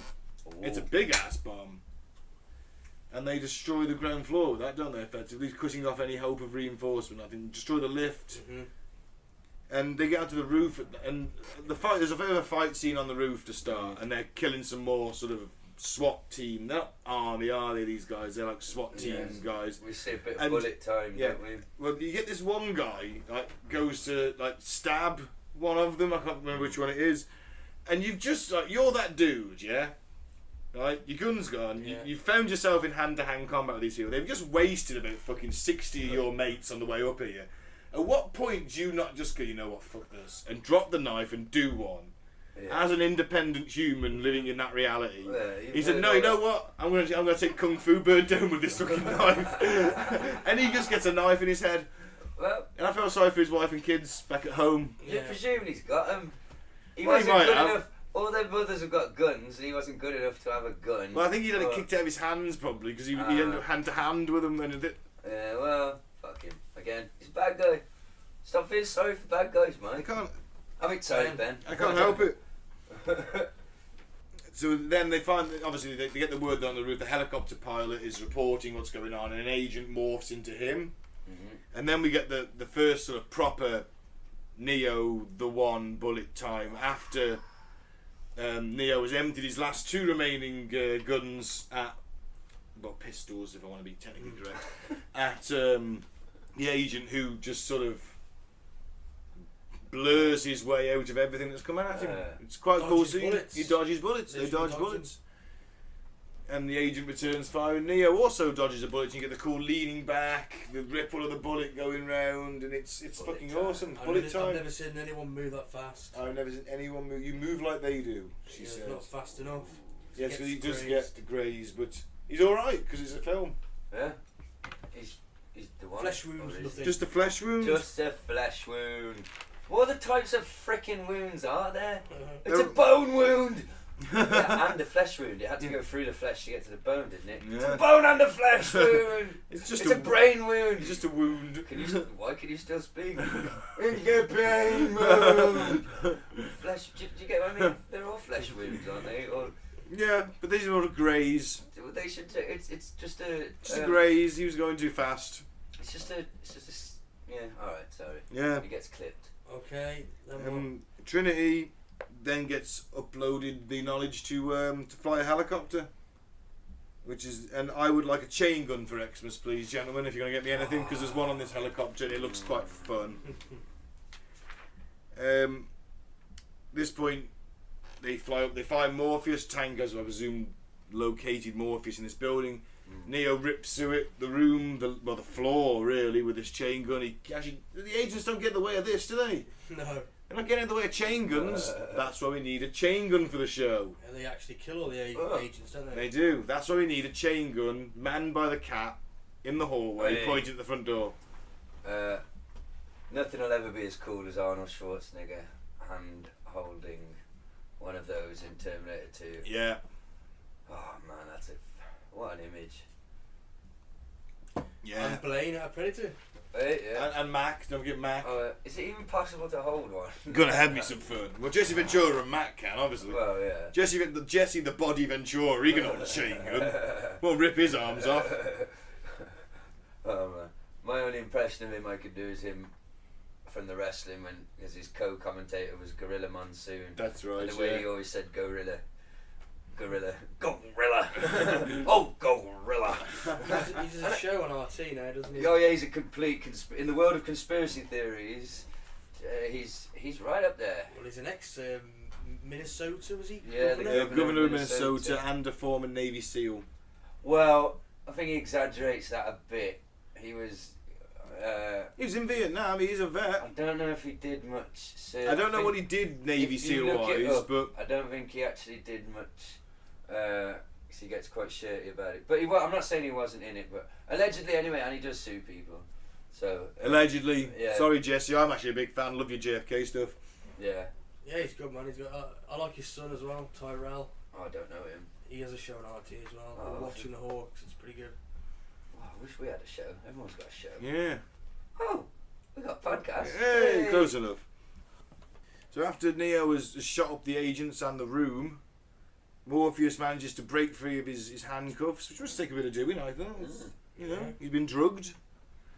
Makes a dash for it. Unfortunately, not unfortunately for Morpheus, the agents morph into the guards outside the room, who've decided to stay perfectly still while mass gunfire ripped through the room they're supposed to be guarding. Probably shitting themselves in terror. Still so still. But it is literally a couple of seconds, isn't it? It's slowed down at the time. Well, of course, but Morpheus grabs Neo, jumps at the helicopter to grab Morpheus, who gets shot in the leg by a newly sort of morphed in Agent Smith. Son of a Smith. But it's alright. Neo jumps at the helicopter, meets him halfway, grabs him. Yeah. But in the meantime, the Sentinels have been deployed to the ship by Smith and his agent buddies. In the real world. Outside of the Matrix. Yeah, never send a human to do a machine job. That's right. Something like that, doesn't Yeah. it? Cypher fails, obviously. Fucking humans. Yeah. Smith shoots the helicopter, doesn't he? He does. Neo saves Morpheus and Trinity in this because the helicopter crashes into the building, the fuel line's gone. You know, Morpheus realises that Neo is in fact the one. Because he could do some mad shit in that Matrix, son. He's like the Matrix equivalent of somebody on a BMX doing mad jumps and spins and stuff. And you're like, how did they do that? The BMX and the Angel Summoner. BMX Bandit. Summoner. And the Angel Summoner. That's it. Mitchell and Webb. I mentioned them before. So, yeah. So, and I love the effect. I do love the effect when the helicopter crashes into the skyscraper. The way the glass ripples out looks fucking great. The reverberations are quite wonderful. Yeah. Awesome visuals. The thing is, even at that point, Neo says like, "Oh, the Oracle said I wasn't the one," and Morpheus says, "Oh yeah, she told you what you wanted to hear." What a shit Oracle. That's my point. She's a bit of a manipulative bitch. Well, yeah. I might be able she's to pulling the explain strings, this man. I think she's a puppet master. She's trying to get Neo and Trinity together. Yeah, because she's already told that Trinity. She said to Trinity that she would fall in love with the one. She's like Cypher was. That's why she never felt anything for Cypher with the coolest goatee in the apocalypse. Well, she didn't feel anything because he's a dirty rat bastard. Yeah, but it was her rejection that led to him being a dirty rat bastard. I don't know. I think it was at stake. God rejected Cypher. Yeah. That's what it Boom! is. I've just philosophized. Do you know what, Cypher? Get used to it because God rejected me a long fucking time ago. Well, he's been quite nice to me actually, mate. Yeah. I'm more inclined to believe in him when life's not a big pile of shit. I only believe in our Lord and Saviour sausage roll. That's a deity I can get behind. Blessed be thy pastry crust. Only if it's fucking warm though. Right? And deliver us from cold, soggy sausages. Do a test for me out there then, listeners. See, I can't be the only one who's crippled with fear by asking if it's hot or not. Let's see if we can all just build ourselves to do it, and maybe it will break the social norms. We'll break down the barriers of prejudice, and we'll make it okay to ask, is that hot? Tell us on Facebook. Yeah. At Cutting Through the Ball. Did you get a hot sausage? Did you get a hot sausage roll from Greg's? Sorry, back to the film. They basically end up, they get onto Tank. He tells them there's an exit in the subway. Morpheus goes through first. It's all going down peachy. You think our film's coming to a nice end here. It's been some fun. We've had laughs. We've had thrills. There's a homeless guy though. We had fun. We've had bullets in the boat. And lightning guns. Yeah. And then Trinity doesn't want to answer the phone, does she? Morpheus goes through. Trinity, no, this is the time to have a fucking heart-to-heart, isn't it? Oh, you must be the one. Oh, because, I've got something to tell you. But the one that the Oracle told me. There's a homeless guy changing to an agent just over the fucking track. Right? Get on the damn phone, woman. For God's sake. Get on the phone. Get zapped out of there. Yeah. And just let everybody go. No, it's not the time. Not the time. Literally, in 30 seconds, we can both be on a ship in the real Tell world. me on the fucking spaceship! Yeah. You're trying to tell me that a woman is trying to pick an inappropriate time to talk about her feelings? Yes! I don't believe it. Yes! As controversial as that is. Yes! Woo! I do agree. The fence then, Yeah. Them tweezers have been working fucking wonders, haven't they? Oh, the battle of the sexes. But yeah, back to bashing women. Fucking Trinity. No, but seriously though, I blame her. Yeah. You're like, just fucking, but is this ordained? Because obviously she does get out in the end. She's the last one out because Smith shoots the phone. She literally escapes at the very last possible second, leaving poor old Neo with Smith. Yeah. I mean, what can you do? What can you do? Can't live with him. Can't live without him. Well, he can run, but he chooses not to. He does. He stands, and he has an epic fight. Yes. There's lots of gunfire. There's a lot of kung fu. Yes. There's some cool dust going motion on the in the movements. There's that cool little I don't know what martial art it is, but he waves his fingers as to say, "Come on, then, you bitch." Yeah, there is a special martial art for that. I've forgotten what it is. Is it called "Come on, you bitch"? I'll fucking have you. Is that what it's called? I hope it is. It might well be. It's probably a variant of drunken boxing. It's like, "Come on, you fucking bitch. I'll have you." Or waving your fingers. Yeah. So, yeah, it was an epic fight. It was. He does manage to escape from Smith by slamming him in front of a train, effectively, doesn't he? Have that. Have it. And goes on the run.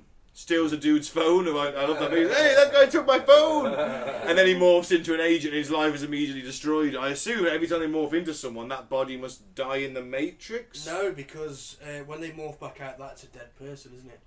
Like a dead police officer. Yeah, so they do actually get shot. It leaves a dead body, so that person just gets... If they don't get shot, then I assume they just... become that what they person. were again. Yeah, what about that dude's family? Are they going to just notice that dad is like an agent or something? But the little girl holding the mommy's hand, isn't Yeah, and she looks up and it's an agent. You're like, well, so is that agent his mom now, or it's like is it like imprinting on? I think does he have to come back every now and again and make her dinner? Is Something it like like that? what ducklings have, imprinting? And I like, think that's for him everywhere. Like, get away! I predict some psychological damage for that little girl. Yeah, so do I. Fairly severe. His mummy now looks like a 1950s fucking FBI agent. Man in black. And they're all ginger. Well, you know, don't be gingerist. I'm not, I'm just pointing out the fact they're all ginger. Well, as we know, gingers have no souls. That explains it. There we go. Perfect agents. But while Neo is on the run, the Sentinels in the real world are trying to breach the hull of the Nebuchadnezzar. When they do breach the hull, Smith actually corners Neo in an apartment block and he shoots him repeatedly in the chest. Yeah, It's an execution, isn't it? Never shot him in the head though. Just unloaded everything into the chest. He didn't want to deal with the blood and the mess. Seeing his head go. He's firing a 50 cal. Most of Neo's back is missing at that point. You always know you go one in the chest, one in the head. Double tap. Yeah. Or 2 in the head preferably. Well, you know. Or you can do the Mozambique Triple-Tap, which is 2 to the chest and 1 to the head. The what? The Mozambique Triple-Tap. It's a pistol shooting technique. I've learned that. The Mozambique Triple-Tap. Yeah, it was developed in Mozambique. Oh, really? Yeah. Sounds like an African dance. It is, but it is actually a 2 to the chest and 1 to the head. Okay. You do the triple tap with the cha-cha-cha.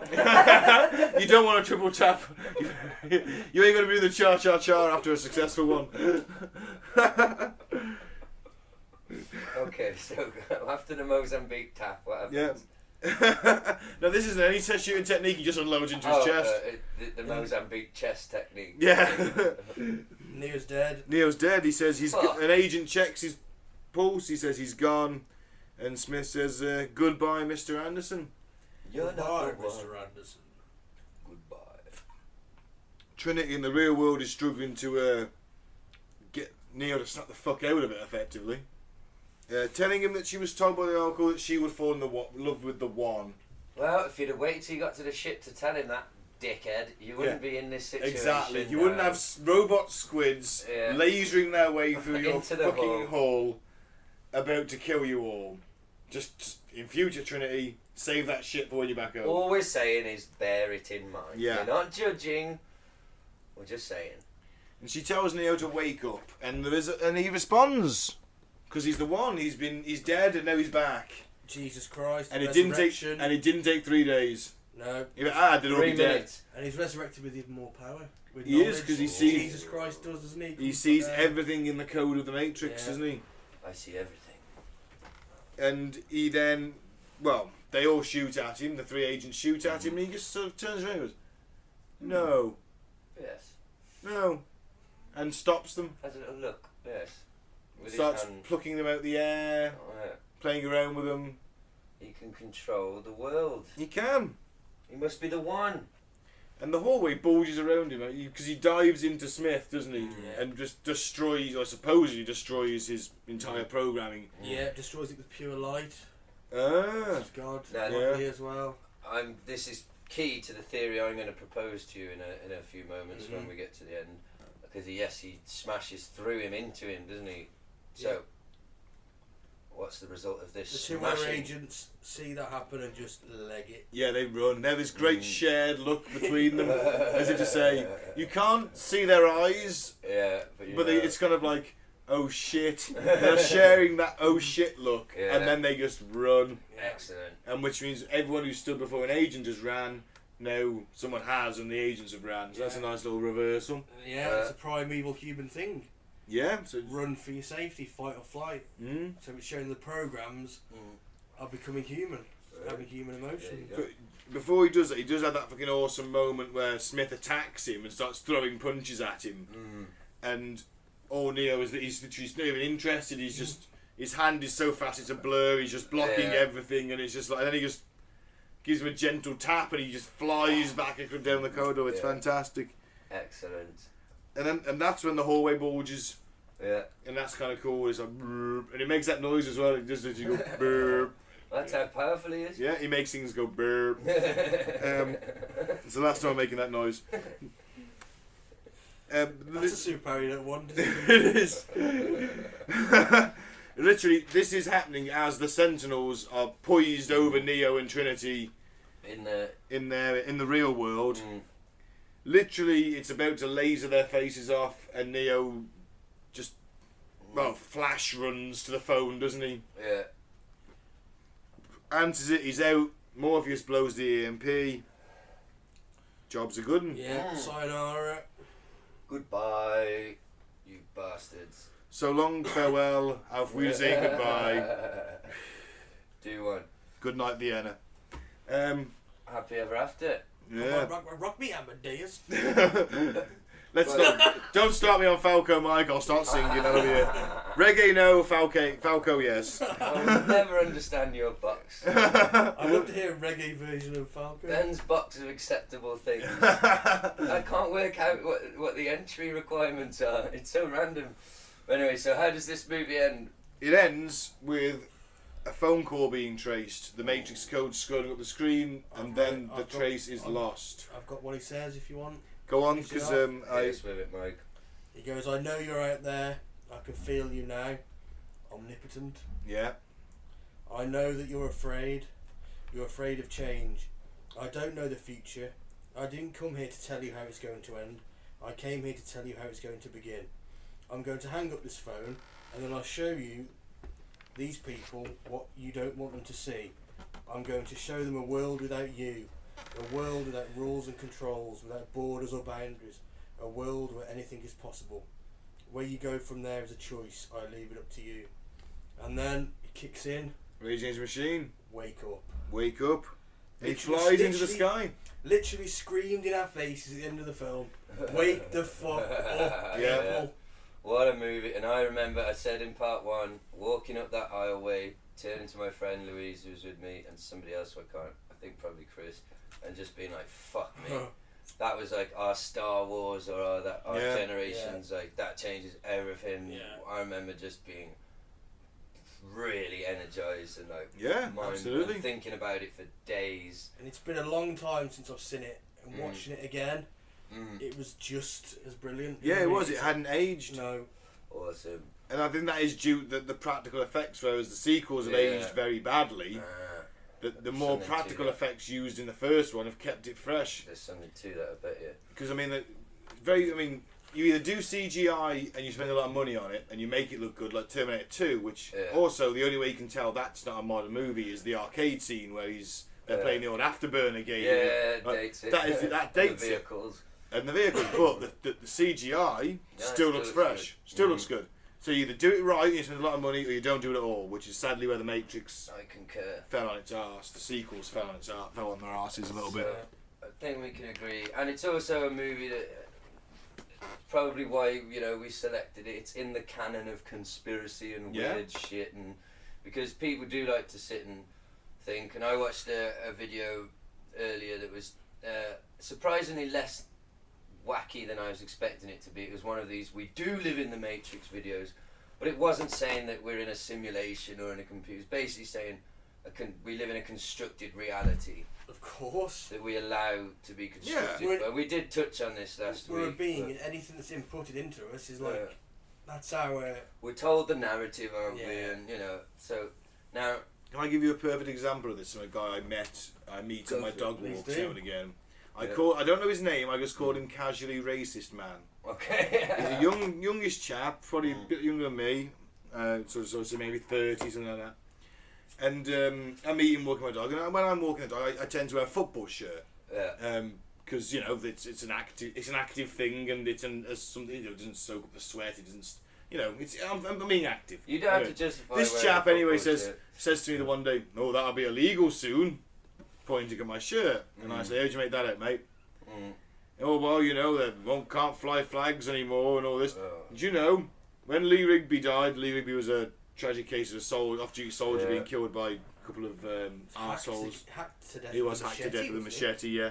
This chap says to me, you know, when Lee Rigby died, I didn't buy a curry for 2 weeks. Oh, Lord. Genuinely, and I said, and what did that achieve? Yeah, well, these curry houses are funding terrorism. Well, that goes back and to perception is exactly, reality. The perception is... So he's been given that reality from his Britain First page. I'm sure he follows on Facebook. And in his Sun newspaper and his Daily Mail newspaper and his Express and his Daily Star, David probably. Icke calls it the perception deception. Exactly. But if he was red-pilled, so to speak, he'd know that he could change. Now here's a question. No, but he was red-pilled. His brain had just imploded. He's blue-pilled. He's blue-pilled. If he was red-pilled. Oh yeah. Sorry, I thought he said he was red-pilled. Is Jeremy Corbyn the one, Mike? Well, it is JC, Jesus Christ. He is My dad's JC. He's changing the reality. Doesn't mean anything. Isn't he? Well, can we discuss who might be the one? Because I think most people, myself included, until again we chose this as a topic and I did some Googling, I'd never questioned whether or not Neo was the one. No, Now, saying this, I haven't seen the sequels, but you two have, haven't you? Yeah. So it never crossed my mind to think that Neo wasn't the one. Now I'm going to read something to you that might take me 5 or 10 minutes to read, but it's worth it. It's quite good and heavy-ish. So I'll get to the end, and then I think it's fairly conclusive, to be honest, in my opinion. Now I need to credit the website, thematrix101.com. And this article, which is really good, was written by a person called Paul McCord. So shout out to him and all credit where it's due. I am using your article because it's great. And there's also an excellent YouTube video that's quite long and complex, about 15 minutes long. That's fucking excellent on this. And I won't bury the lead.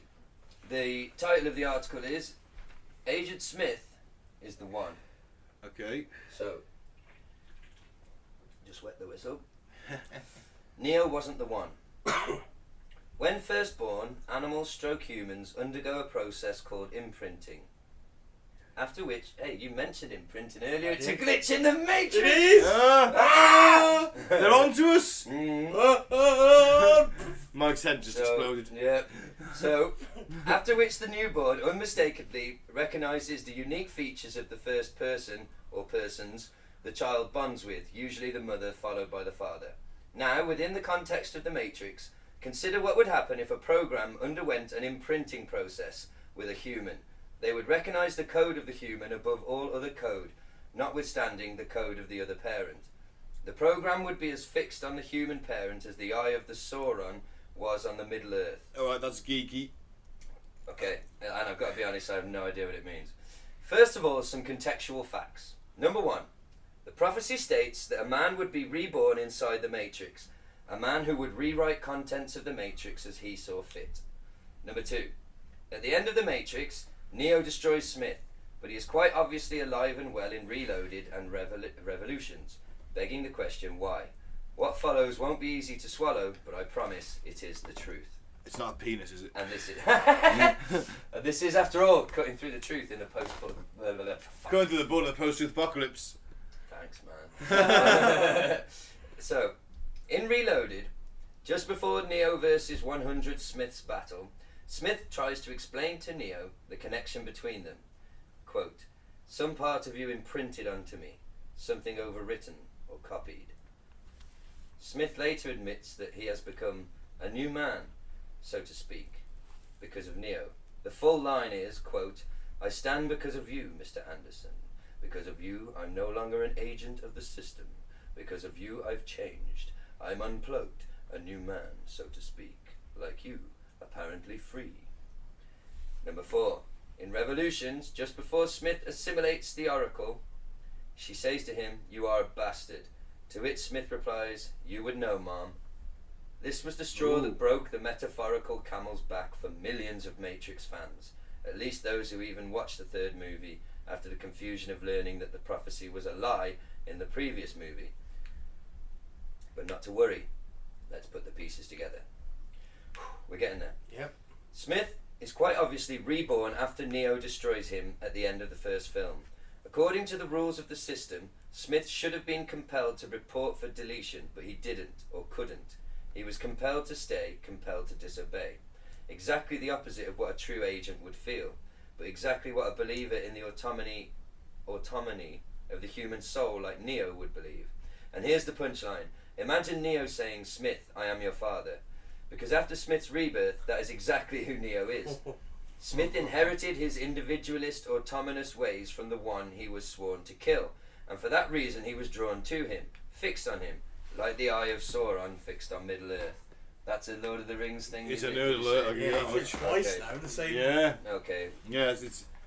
Do you get that? Does that make that? Yeah, I understand. It basically means he's fixed upon him like a searchlight on a certain piece of he just can't. ground. He's obsessed. He's a bit Lord of the Rings obsessed or Matrix obsessed, but he probably banks himself off over a Matrix Lord of the Rings crossover. In all fairness, I did read out the guy's name, so I'm prepared to say that still. So, okay, the Great Deception.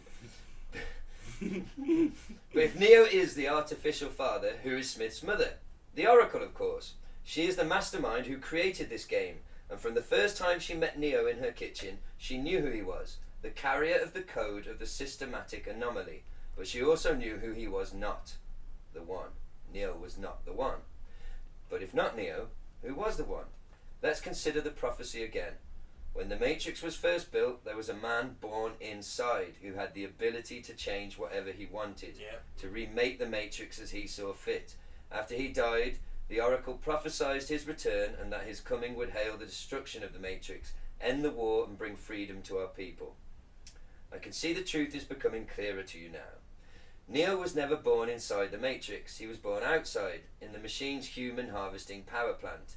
However, following his destruction at the end of the first movie, Smith was born inside the Matrix. He was truly born inside, the product of the Oracle's programming, hence Mom, and Neo assimilating him. Neo's human code, systematic anomaly and all, had combined with what Smith had been to give birth to a man, the new Smith. Still need convincing? What happened at the end of Revolutions? Smith, who had avoided returning to the source when he chose exile upon his rebirth, never considered that Neo had been uploaded into the Matrix directly from the Machine City. As soon as Smith's assimilation of Neo was complete, Smith, the One, was connected directly to the source. His code was then disseminated and the Prime program was reinserted, allowing the Matrix to be reloaded. Combined with Neo's deal with the Deus Machina, Deus Ex Machina. Deus Machina. You can say this ended the war and brought peace to the people of Zion. And to think, we have all the Oracle to thank. We all have the Oracle to thank. She deceived everyone, Neo, Morpheus, even us. To what extent she deceived her program and machine counterparts, we may never be sure. Because although Seraph, the keymaker, the spaceship, the what? Merovingian? Yeah, what's that? Can I see it? Oh, Merovingian. Yeah, that word. I've lost my place now. Oh, and the architect, they all refer to Neo as the One at some time or another. They could have all been deceived by exactly who or what the One really was, and some, such as Seraph, could just have easily been playing along with the Oracle's deception. After all, if you recall the architect scoffing at the Oracle in his speech in Reloaded, even he acknowledged that it was she who developed the systemic anomaly. Thus, only she knows its true nature. She wouldn't be much of an Oracle if there were any other way. I'm sold. Pretty convincing. It is, isn't it? So basically, like the One. So Neo kind of inherits the code. It's almost like I could throw another conspiracy theory. It's like the Virgin Mary. It's as if Joseph and the Virgin Mary had more kids, which then you end up with that royal blood, which is the code of the One in your system. So you have you're like a Hercules, or you're a demigod. You're not God. You're a demigod. Yeah, because think about it. You know, you can move faster. You can alter stuff. You can fly about. You can. He's not you the can One. kill He's just very, very powerful. Yeah, so he's not the One. He's not Zeus. He's half human, half machine. And the fact that Neo doesn't destroy the Matrix, it is actually Smith. Well, yeah, and you've got to argue it because Neo, at the end of the film, that's what always puzzling me about the ending of the film is that Neo says, "I'm going to show them the truth," and then you come to the start of the second film, and they're still meeting in a little shady alleyway, and some agents turn up, and Neo's like, "Oh," and they're a bit. These agents are a bit faster, and he's like, "Oh, upgrades," and then just kicks their ass a bit harder. He has to try a little bit more. The video online is called is by people called Film Theory. Smith was the one, and it goes into a lot more detail than even that article, and shows you clips and bits from the films to make its point. And I think, it's just the prophecy said he's born inside, and it's like them, the Wachowskis, to, I suppose, just not spoon feed the answer, and they've never really come out and clarified, have they? Did we look to find an interview or anything? But you can also argue that maybe he's just reading a little bit too much into it. All this stuff is not coincidence, is it? We've just spent 4 hours talking about this fucking film. Is Neo the one? Hours. Yeah, but is Neo the one? Is it Smith? You know, at the end of the day, shit exploded. I enjoyed it. Oh, for fuck's sake. Well, to be honest, that's a perfect fucking... Well, I've got a few little nuggets of information, facts and stuff. Apparently, Michael Hutchinson killed himself 3 days after landing a major role in the movie. No way. Who was he going to play? Didn't say. Oh, that's good. Must have been probably one of Morpheus' crew, I'd imagine. He was probably playing some... Hang on, he was red-haired. He'd probably been an agent. He's black-haired. I think he was red-haired, wasn't he? You're thinking of the fucking singer from... I'm thinking of the singer from NXS. You're thinking of... Oh yeah, I'm thinking of Mick Hutchins. Yeah. Shit! Not him, no! Oh man! Mick Hutchins. There's a Matrix for you. Shit! No! You can't sing NXS. No, you can't sing Simply Red. It's sorry, no. And I love the thought of coming home to Gaz, I've got a ball in my hand. I take it Simply Red doesn't fit in the Ben box. No. Is that what we all agree on, though? I'm not going to lie, there's a couple of songs. Get out. No, there's a couple of songs I like, I'm sorry. I can't think, which one is it? There's one about money. Money's too tight to mention. Yeah. I'm going to sing it. You're not. I'm going to... Money's too tight to mention. Mike, move us on. Oh dear me. You got your mixed up. I have. Okay. I'm going to leave who was going to play Neo or Morpheus to the end. Okay. Is it a black and a white actor, respectively? Because I want to think about this while you're telling me stuff. It's both. Were the roles reversed, or No, what do you mean roles reversed? was Morpheus going to be white and Neo was going to be black? Or I don't know, I don't think so. Just wait for the There fact. was black or white. Rich or poor? Which of all? Welcome prices at your door. God bless. I'm so glad you picked up on that. I left that hook dangling and it was taken. That was only Fools and Horses reference. So anyone hasn't seen that. Sorry, go on, Mike. The old women in the film. Okay. There's some old women watching TV. I think when Neo was running through the houses. Oh yeah. They're watching The Prisoner, the old TV show, British TV show from 1967. Who are you? Number 6. The new number 2. 2 or 6? I'm getting it mixed up. They're getting mixed up with the Simpsons special. I am not a number. I am a free man. Yeah, so They obviously sample it at the start of that Iron Maiden tune, The Prisoner. Funnily enough. no. Yeah. I'm not a prisoner. Have you ever been to the place where that was filmed? No, where was it? Well, I don't know. Where It's a was place it in Wales called Port Maddock, and they. Oh, no, I've been there. And they basically just like that old town is just still there. They built an entire town for that set. No one lives there. It's just a film set you wander around. It's a bit shit, but go on. I bet teenagers do stuff. Oh there. god, yeah. Right, next fact. The bit where his mouth is all melded together. That's horrible. Yeah. Yeah, that's a nod to a sci-fi novel called I Have No Mouth and I Must Scream. Pretty self-explanatory novel, that one. No philosophy in that, I bet. I have no idea where they got the inspiration from. What's this book? Okay. That is the most literal title of anything, isn't it? Okay, Cypher's real name in the Matrix is... Lucifer? No. Mr. He calls him Lando. Mr. Oh, I forgot his name. Reagan.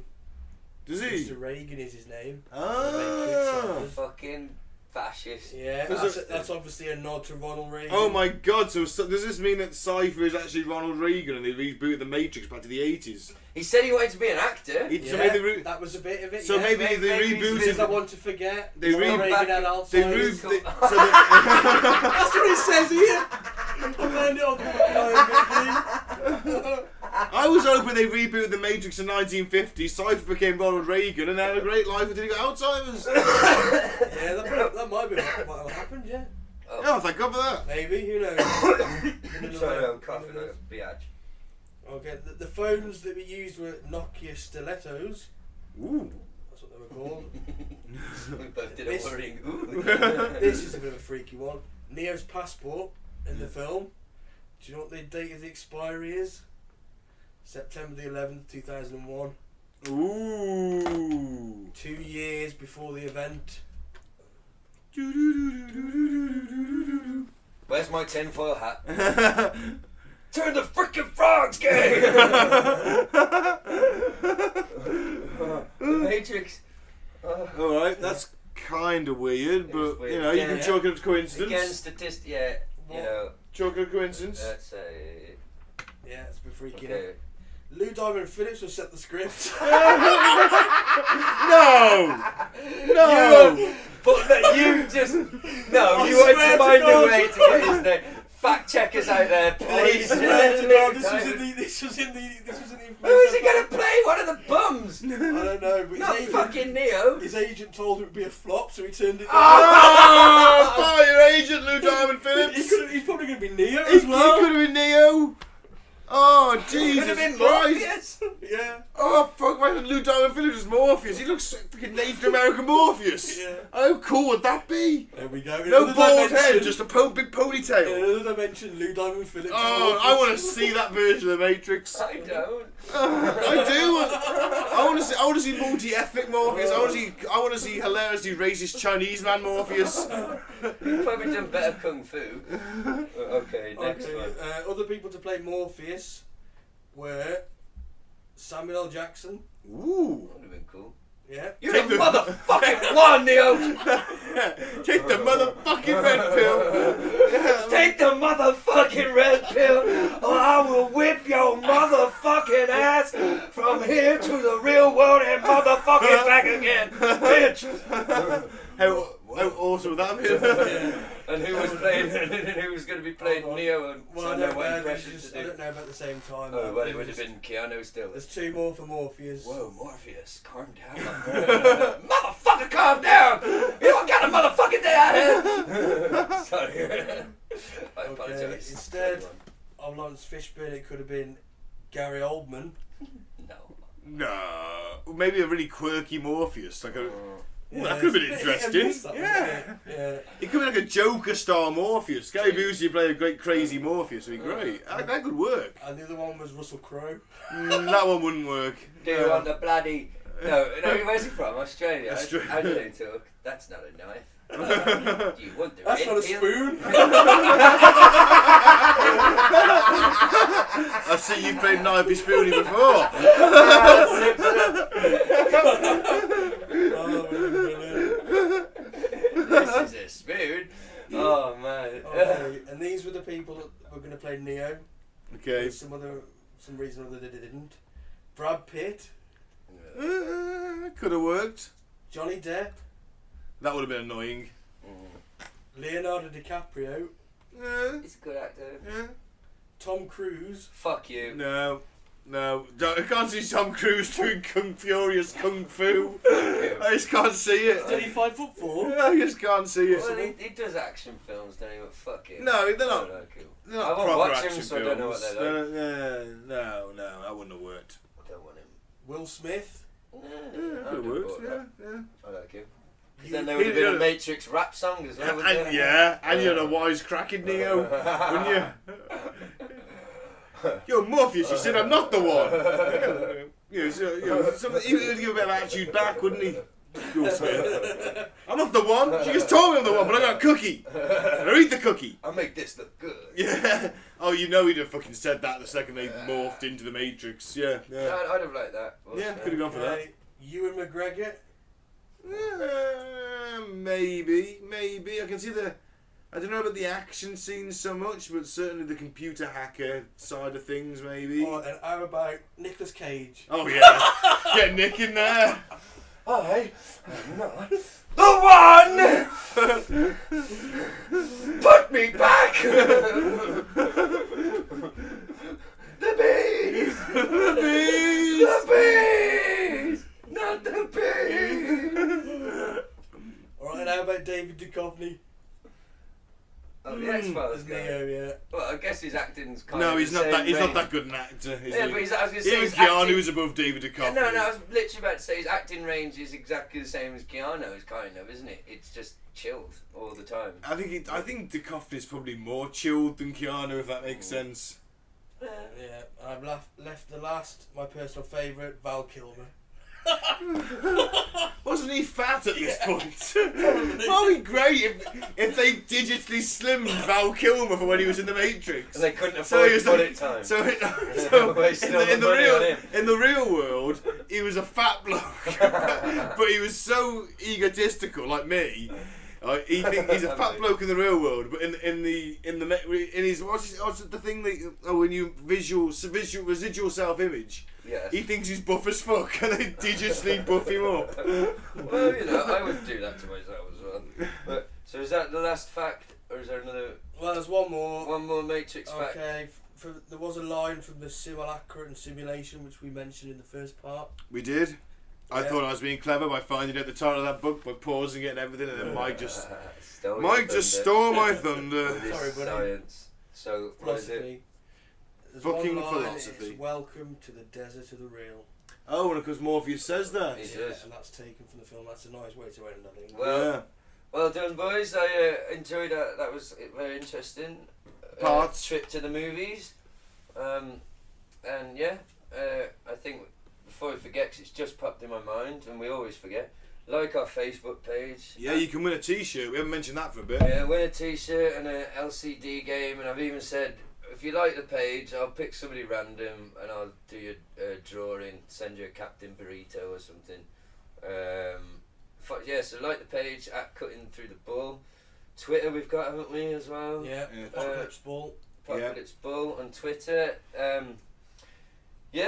Subscribe to us, review, rate if you can do all that stuff on whatever platform you're using to listen to us. And if you have been, thank you very much. We appreciate it. Do you want to sign off, Ben? Yeah, I'll sign off. I'll say stay classy, and I haven't thrown a Hell Satan out there in a while, so I'll do that. Yeah, I'll say, as usual, free Biff Tannen. Bye. And I'll say peace out. Thanks for listening. Bye.